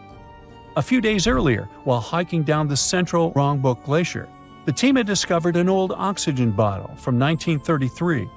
That bottle wasn't connected to Mallory and Irvine's climb, but it helped the team figure out where objects and bodies might fall if someone slipped down the mountain.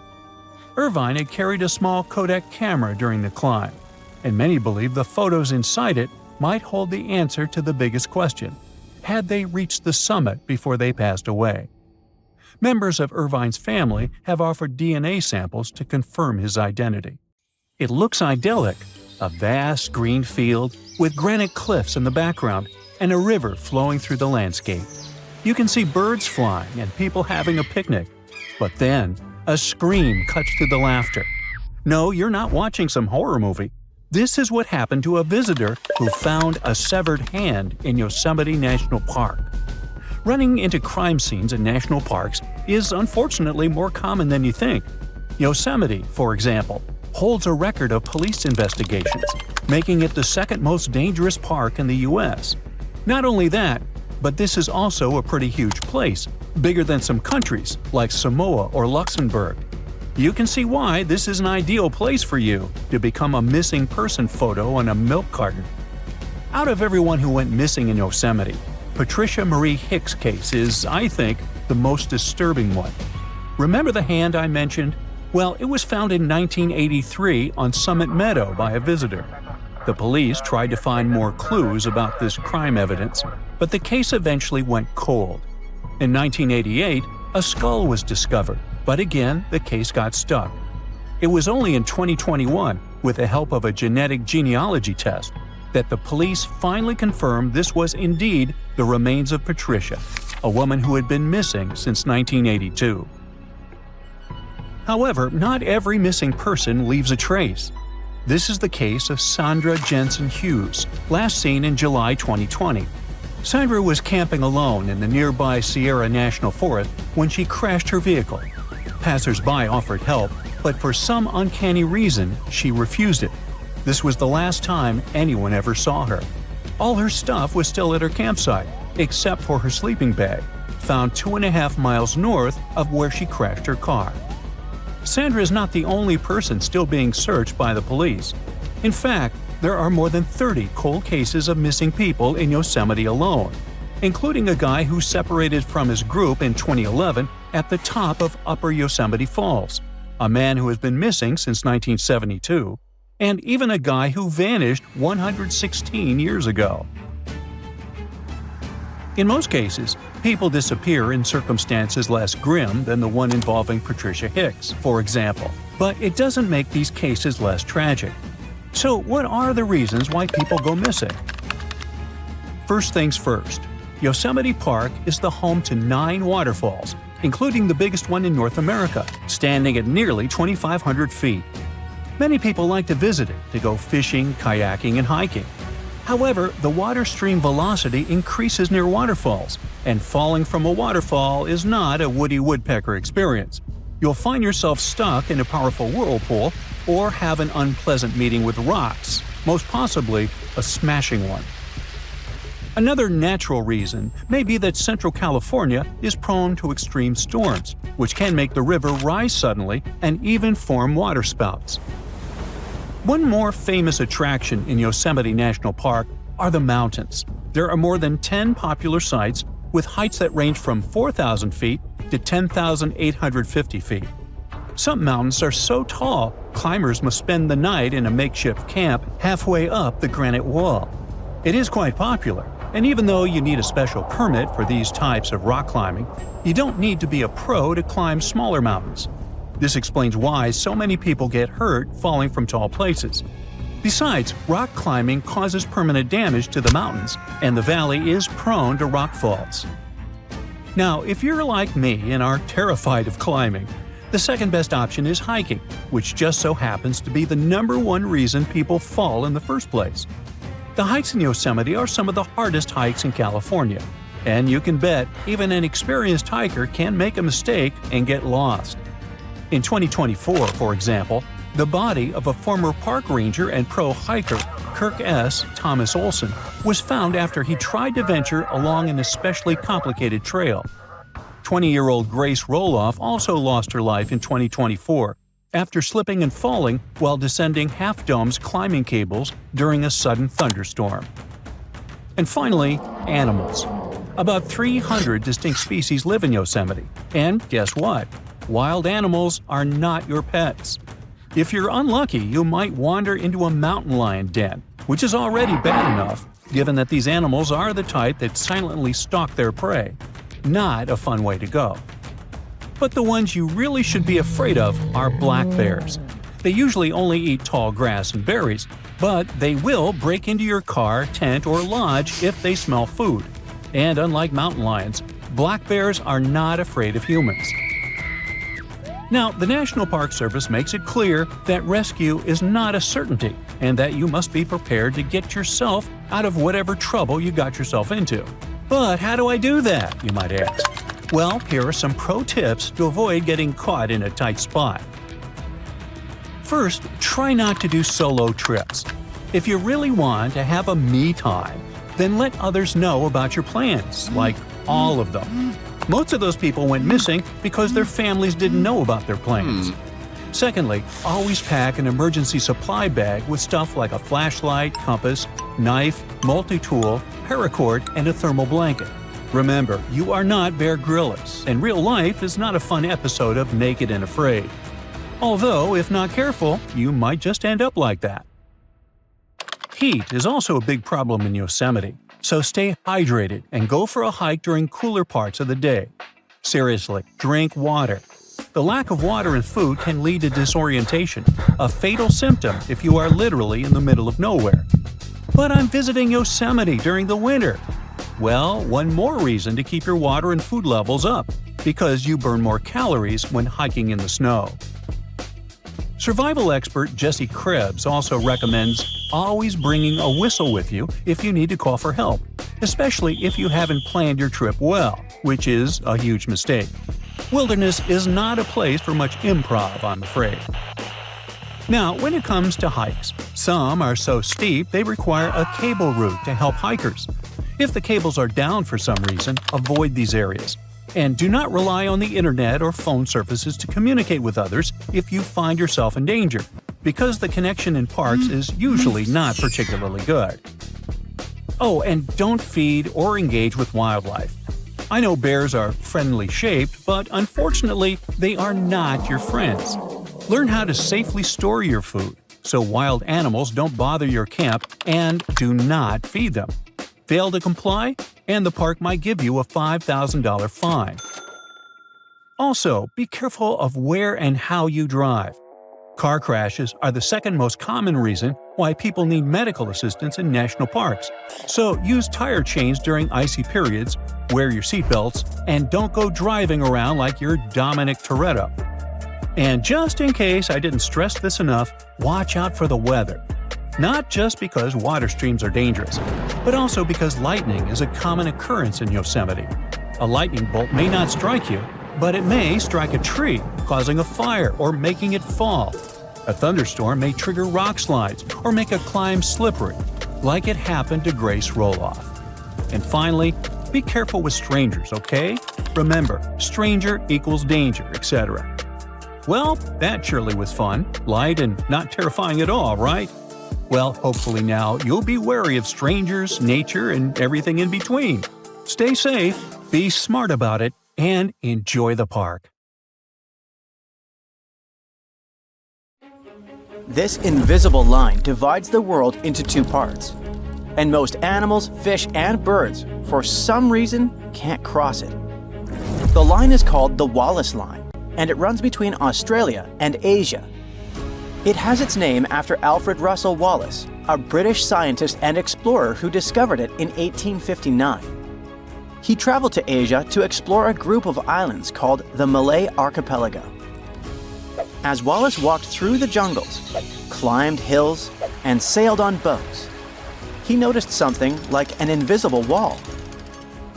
On its west side, in places like Borneo and Sumatra, he saw animals you might find in Asia.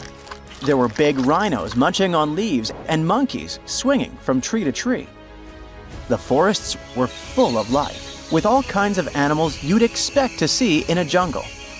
But in places like Sulawesi and Lombok, just across the imaginary line he came up with, Wallace found animals more like the ones in Australia and colorful birds like cockatoos. The behaviors of animals differ on different sides of the Wallace line. Some creatures are great at traveling across tough barriers like water, but others are not. For example, bats can fly across open water, but they sometimes cross the Wallace line. On the other hand, big animals that live on land like elephants usually stay on just one side of the line. Some birds are shy and like to stay hidden in thick bushes and trees to avoid predators. They wouldn't feel safe flying over wide stretches of water with no place to hide. Plants don't stick to the Wallace line as strictly as animals do, because they spread in their own unique ways, like with seeds carried by the wind, water, or animals.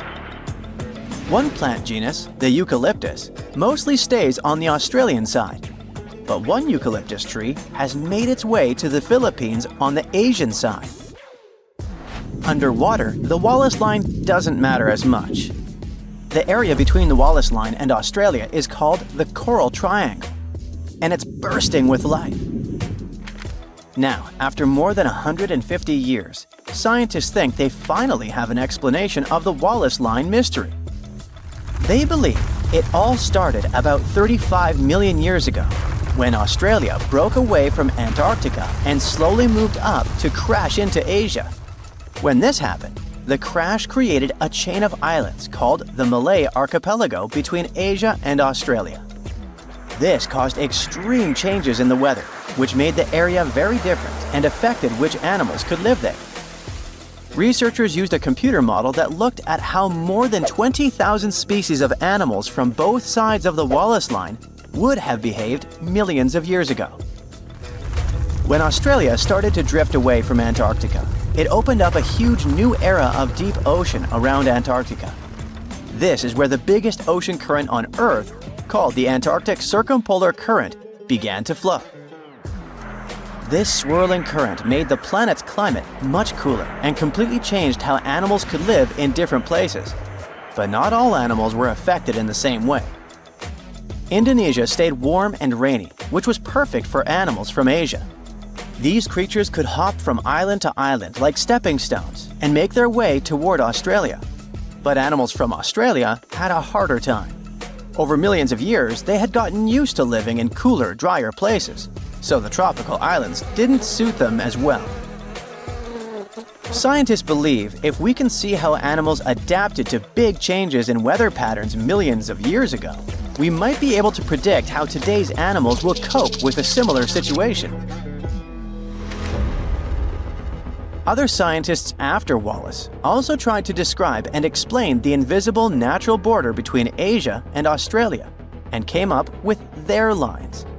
The Weber line, for example, is in a slightly different location than the Wallace line, between the Oriental and the Australasian faunal regions within Wallacea.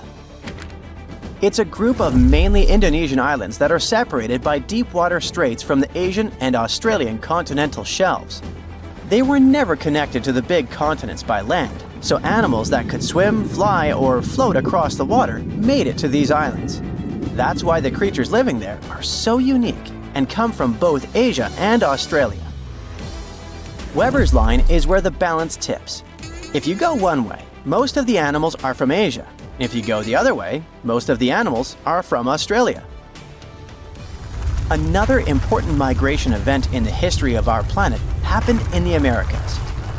Around 30 million years ago, South America became a separate landmass as tectonic plates moved and pulled it away from Antarctica and Africa.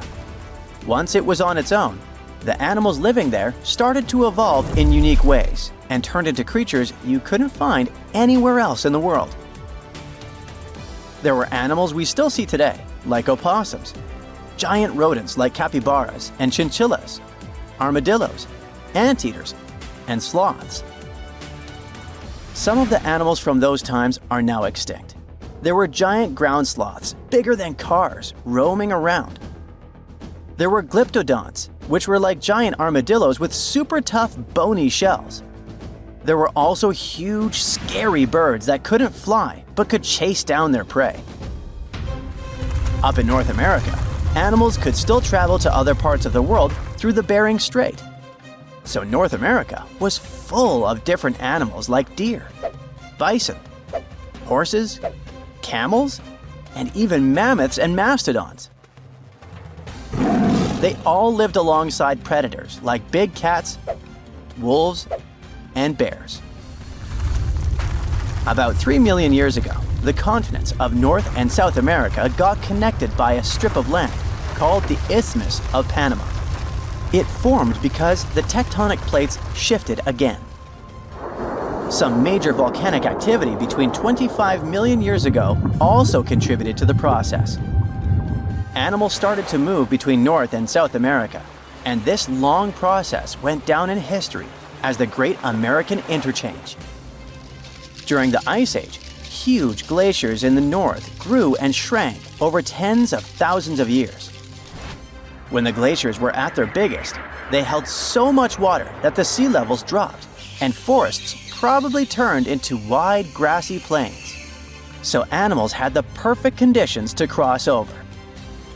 Giant ground sloths were among the animals that went up north from South America, all the way to Alaska. One special kind even roamed the chilly tundras alongside woolly mammoths and caribou. Lots of North American predators decided to explore the South. There were cats like cougars, jaguars, and saber-toothed tigers with their giant teeth.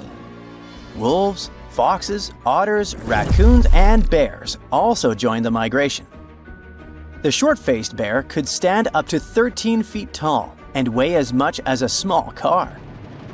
South America also had some funny-looking animals called sanus, or South American native ungulates. These were hoofed mammals that evolved into all kinds of weird shapes while South America was isolated. Big animals from North America, for example, relatives of elephants with strange tusks, came to the south and became some of the largest creatures around. The ancestors of today's llamas settled in the Andes Mountains, and deer, tapirs, and peccaries thrived in the forests. Animals kept moving back and forth between the continents for thousands of years. But as the Ice Age ended, many of the bigger animals, like the giant ground sloths, couldn't adapt and disappeared. It seems North American animals were better at adapting to their new homes. You can find armadillos, porcupines, and opossums from South America in North America. But many of South America's most famous animals like jaguars, llamas, and spectacled bears left North America long ago. Scientists think South America's animals, after being isolated for millions of years, had a harder time dealing with new challenges when their ecosystems changed. Imagine you receive a doll as a gift, and since that day, weird things started happening, like hearing children crying and seeing objects fall for no reason. This was a typical day for one family from Florida. Dolls are creepy in general because they lack emotions. At least, that's what scientists say. If you've ever had one, you might know that feeling as if the doll is watching you. Luckily, usually nothing more happens. But this was not the case with Robert the doll. This story started in the third most haunted city in the US, Key West, Florida. There are so many haunted houses in that place that seeing ghosts is normal for the residents. I don't know if this is true, but I would not want to live there to find out. And still, all those ghosts are no match for Robert the doll. A boy named Robert Eugene Otto received a doll as a gift from his grandfather. The doll was made in Germany in 1904 by a company producing expensive and weird toys. All their dolls gave off a creepy vibe when you looked at them. The boy loved the doll, and they became inseparable. Their connection was so strong that Robert gave up his first name and gave it to the doll. Since then, the boy has been called Otto by his last name. Otto did everything with the doll. It was truly his best friend. They were playing all day together. The doll was as big as a child, so Otto gave his favorite sailor outfit to Robert. Nothing good lasts forever, and their friendship with Robert ended. Otto blamed Robert for a very bad thing that happened in the house, like glass falling, doors randomly opening, and other unusual things. But of course, the parents were not buying the story. One night, the parents heard loud screams coming from Otto's room and immediately rushed in. They saw Otto holding Robert by the neck to stop him from moving and trashing the room. On another occasion, Otto woke up and saw Robert sitting on the bed. Furniture moved, books fell, toys were ruined. The scene was like a horror movie. The parents woke up and thought they were getting robbed because of the screams and the loud noises coming from Otto's room. When they entered, they were shocked to find Otto hiding in a corner with a terrifying expression on his face and Robert the doll sitting peacefully on the bed like nothing had happened. From then on, things worsened a lot, and there was more and more paranormal activity. Otto was hypnotized by the doll and started treating it like a regular person, spending hours speaking to it. They were talking all the time. The parents became concerned because when they heard sounds coming from the room, they would enter and ask Otto who he was speaking to, and he would point to Robert.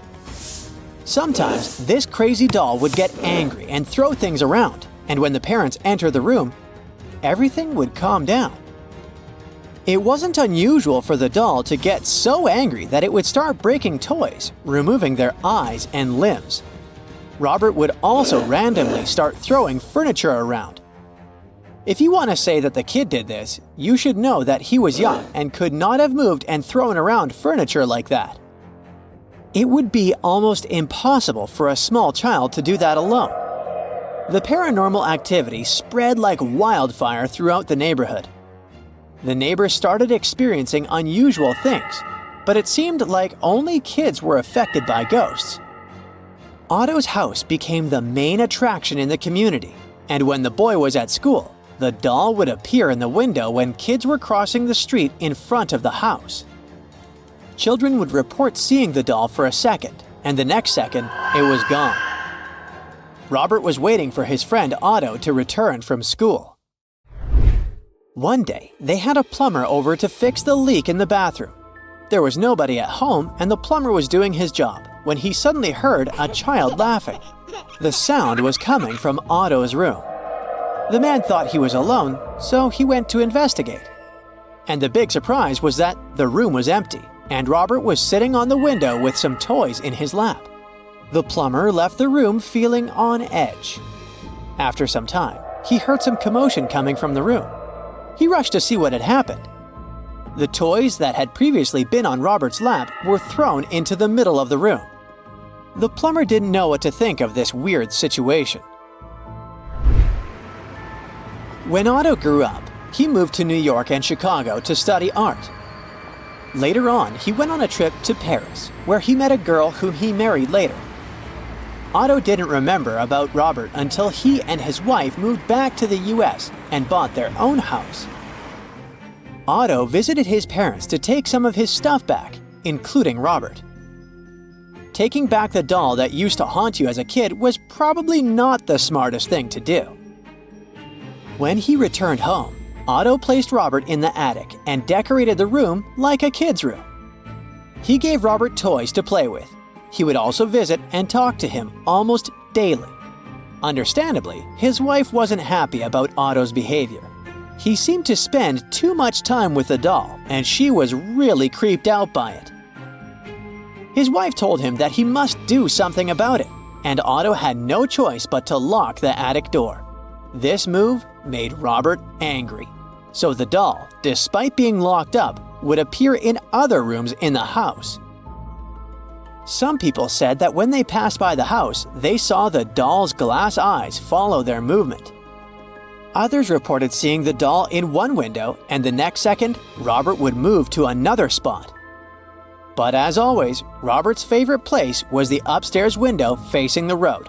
He would sit there like he did years ago and wait for Otto. Robert didn't like having guests over. He terrorized anyone who would enter the house. When Otto and his wife invited guests, Robert would move furniture and throw objects around the house. This was not fun for the guests. When they tried to sleep, Robert would appear on their bed and watch them. When all this happened, Robert was still locked up, but somehow, he could teleport around the house like a ghost.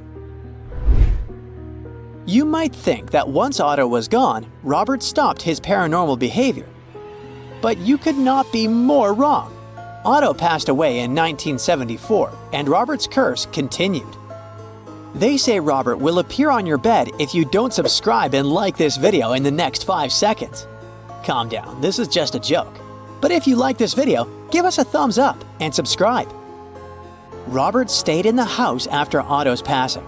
The house was bought by some woman who kept the doll for 20 years and had plenty of time to figure out that the doll was haunted.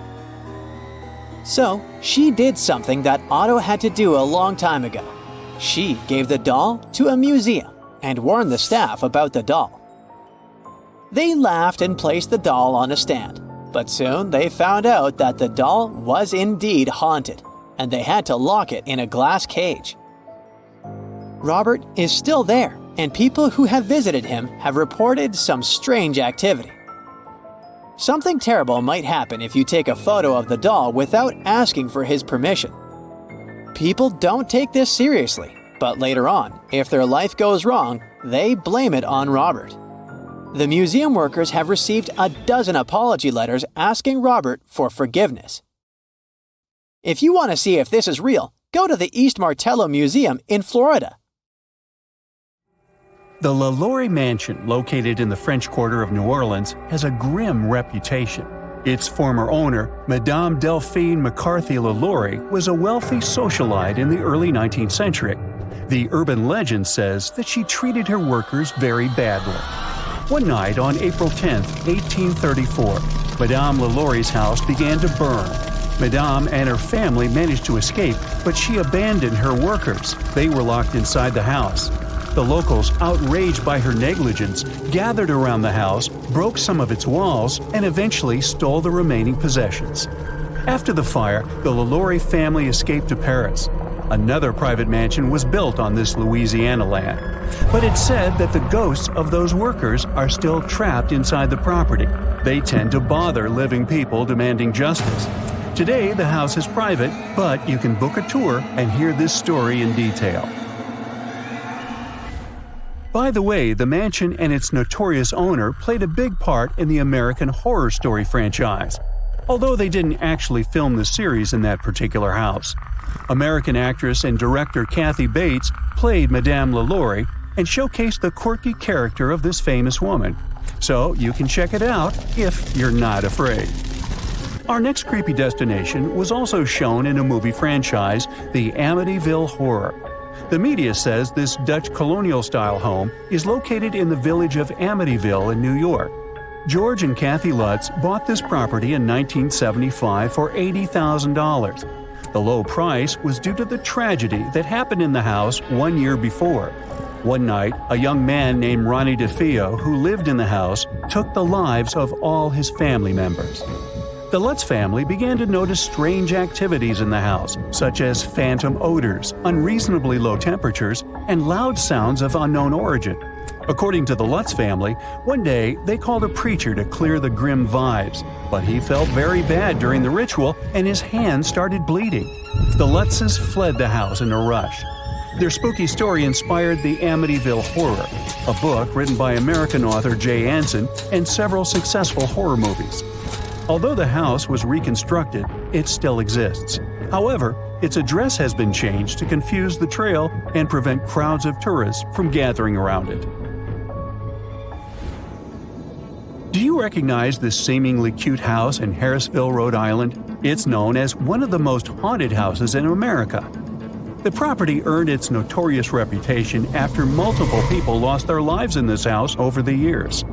In 1970, the Perrons family began to live here, and according to the legend, an invisible being lived along with them. At first, the entity was playful, but then it started getting more sinister. The family members experienced physical attacks and unexplainable illnesses. They invited the famous mystery hunters, Ed and Lorraine Warren, to research this case, which later inspired a book and the movie The Conjuring, released in 2013. In 2019, the property was purchased by the Heisens family, who also investigated mysteries. They reported some weird stuff going on in the house too, and eventually developed a successful business on haunted tourism. They sold the property for nearly $1.5 million in 2022. Let's move on to Tennessee. The urban legend tells a creepy story that started in 1804. John Bell and his family moved to this peaceful-looking farm in North Carolina. At first, everything went well, but 13 years later, the family began to experience bone-chilling events. At first, they started seeing weird animal-like shadows around the farm. Soon, these mysterious guests began to whisper and eventually talk out loud. Some mysterious entity began to wake up the family at night with loud noises and attacks. It particularly bothered their young daughter, Betsy Bell. Invisible hands grabbed Betsy by the hair and hit her body. When she grew up and was about to get married, the entity did everything to break the engagement, saying that Betsy wouldn't be happy with her groom. Rumors about these scary events spread throughout the village, and the locals began to visit the farm, hoping to see it for themselves. They called the entity Bell Witch. Many years have passed, but the locals still believe that the phantom of the evil witch lives in these places and hides in a cave near the farm. Ohio is one of the most notoriously haunted states in the USA. One of its legendary spots is the Mansfield Reformatory, a former prison that supposedly hosts the country's most creepy entities. The prison is nearly 130 years old. It was closed in 1990 and soon gained fame, especially after becoming the filming location for The Shawshank Redemption. And since we're passing through Ohio, let's take a look at another spooky place. The Chippewa Lake Amusement Park used to attract many guests with its various rides, roller coasters, and iconic Ferris wheel. But in the 1970s, 100 years after opening, the park was forced to close. It happened due to poor maintenance and low attendance. The park has gone through multiple fires, so today it looks like a bunch of creepy ruins overgrown with shrubs and rust. Mark Twain had been living in this charismatic house in Hartford, Connecticut for about 17 years. In this period, he wrote both The Adventures of Tom Sawyer and The Adventures of Huckleberry Finn. Today, this property serves as a museum that showcases the author's life. But it's also known for some mysterious phenomena. Multiple visitors reported hearing odd noises and seeing a phantom of a woman in white. The most haunted part of the house is the billiard room. Twain used to chill there a lot during his stay, and today, some visitors claim they can smell tobacco smoke as they pass through. Now, Pennsylvania has lots of terrifying tales to offer. Despite its chic appearance, this fancy mansion has been empty for a while now. Its owner, Peter Widener, finished the construction after losing his beloved wife, Hannah, during a tragic yacht trip. It happened at the end of the 19th century, and eventually, Widener lost multiple relatives in this house. He was wealthy enough to invest in the Titanic construction. Perhaps he was fascinated by the idea of an unsinkable ship. But unfortunately, both Peter's oldest son and grandson lost their lives when the Titanic sank. Eventually, the mansion was abandoned. But it's said that the phantoms of the Widener family are still there. And speaking of the Titanic, Molly Brown was one of the survivors. She got famous for rowing a lifeboat for about 7 hours before reaching a safe place. But Molly's own mansion in Denver gained a spooky reputation. She owned the haunted property together with her husband, who ran a mining business. Over the years, multiple people reported seeing phantoms of cats and human figures running down the staircase of the house. The witnesses of such visions insist that something spooky is definitely going on behind these walls. Today, the mansion operates as a museum, so you can go and see it for yourself. And how about meeting a creepy phantom while doing some casual shopping in Soho? The urban legend dates back to 1799. A young lady, Gulielma Elmore Sands, tried to escape with her lover, Levi Weeks. They were tenants in the same boarding house. Around 2 weeks later, her body was found at the bottom of a well in the building that today hosts a large retail store, COS. After the horrifying discovery, the police arrested Levi. Although he was acquitted, Sands' phantom is said to haunt the building as a warning to other ladies. The creepiest thing is that the well is still there, and shoppers can see it in the basement at the back of the men's department. Now brace yourself and welcome to the famous haunted toy store in Sunnyvale, California. The legend says that the land under the property used to be a plantation owned by Martin Murphy. He hired a preacher, Johnny Johnson, who fell in love with Murphy's daughter, Elizabeth. But she got engaged to a lawyer. Johnny's heart was broken, and he lost his life in an accident while chopping wood. Today, Johnny's phantom reportedly wanders around the Toys R Us store, still chasing his beloved Elizabeth. Customers and employees report seeing objects moving on their own, hearing mysterious footsteps, and even Johnny's whispers over the intercom system. Ooh. It's Christmas Eve in 1945. George Sauter and his wife Jenny are at their cozy home in Fayetteville, West Virginia, celebrating the holiday with 9 of their 10 kids. Their oldest daughter makes the night even more special, bringing extra gifts for her younger sisters. Good night, kids. The couple heads to bed around 10, but they decide to let the kids stay up late to enjoy their new toys.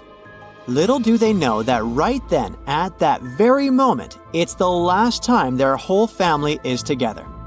At midnight, the phone rings. Jenny wakes up and rushes downstairs to answer it. It's an unfamiliar female voice on the other end, and creepy laughter emerges in the background. Jenny says that the person has the wrong number and quickly hangs up. On her way back to bed, she closes the curtains, locks the door, and turns out the lights. She glances at her oldest daughter, who is peacefully sleeping on the living room couch. So Jenny thinks to herself that the kids must be upstairs in bed. Well, she probably should have double-checked that. It's 1:30 in the morning and Jenny wakes up once more.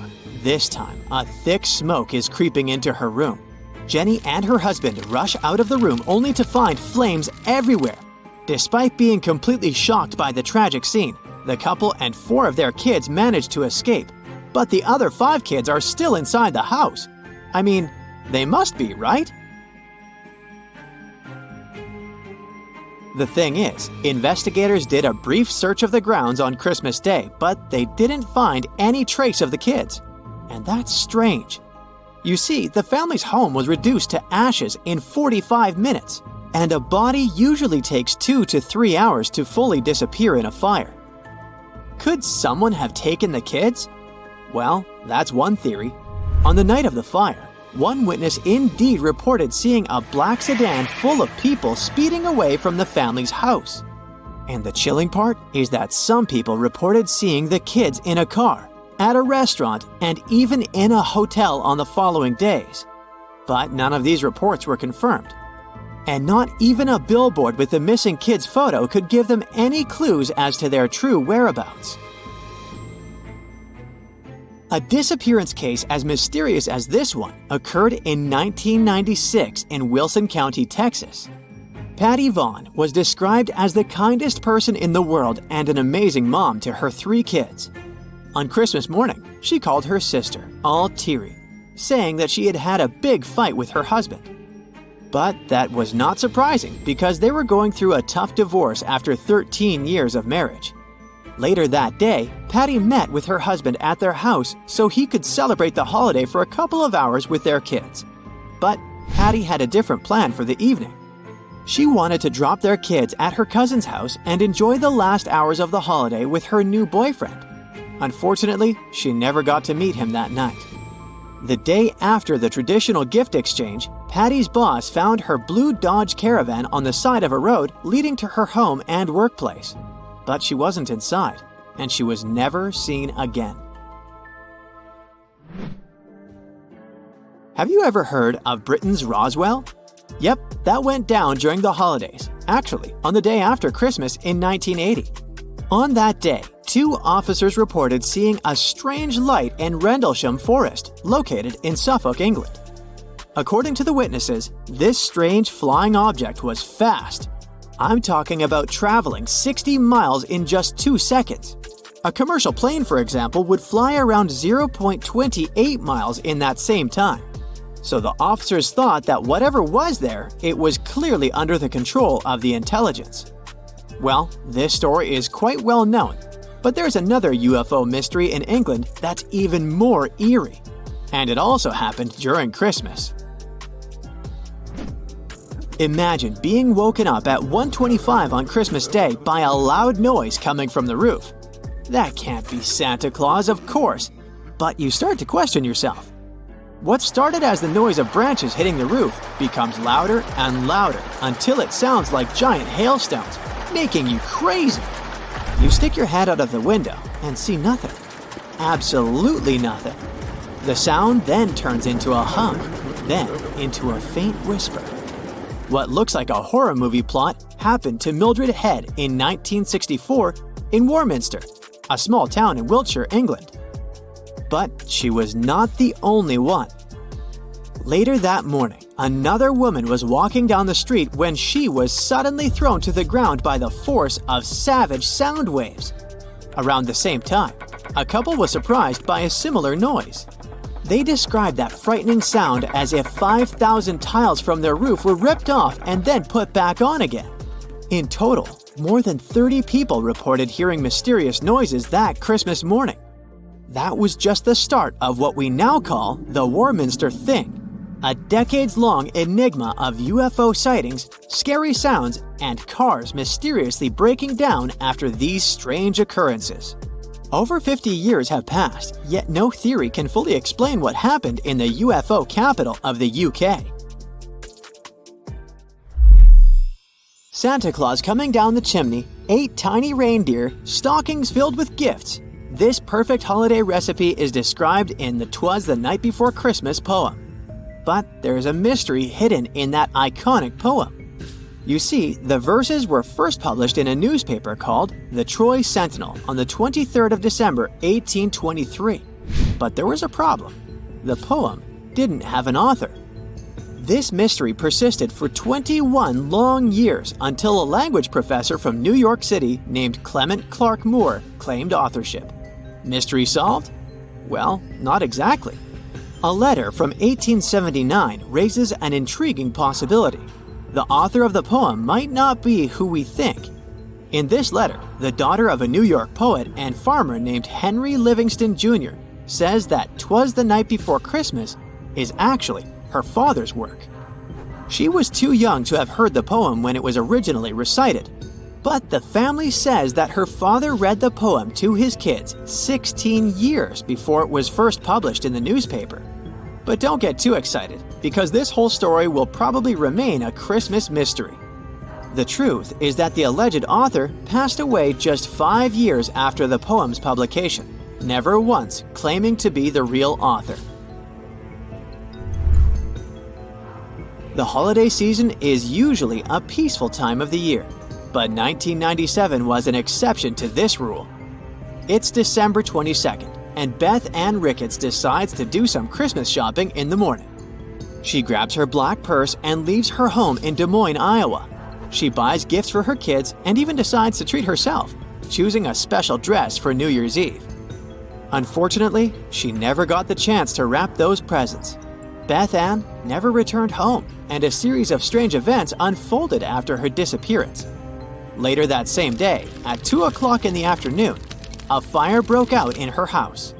In her bedroom, to be more precise, and the firefighters couldn't determine its cause. On Christmas Eve, TV networks in Des Moines were discussing Beth Ann's disappearance. Shortly after her story aired, her boyfriend called the police and informed them that she wasn't missing after all. According to him, Beth Ann called him saying that she was okay and didn't want to be found. Unfortunately, she hasn't spoken with friends or relatives since that holiday, not even her 2 daughters and her son. And that's weird to say the least. So, her family is still searching for the answers to this mystery.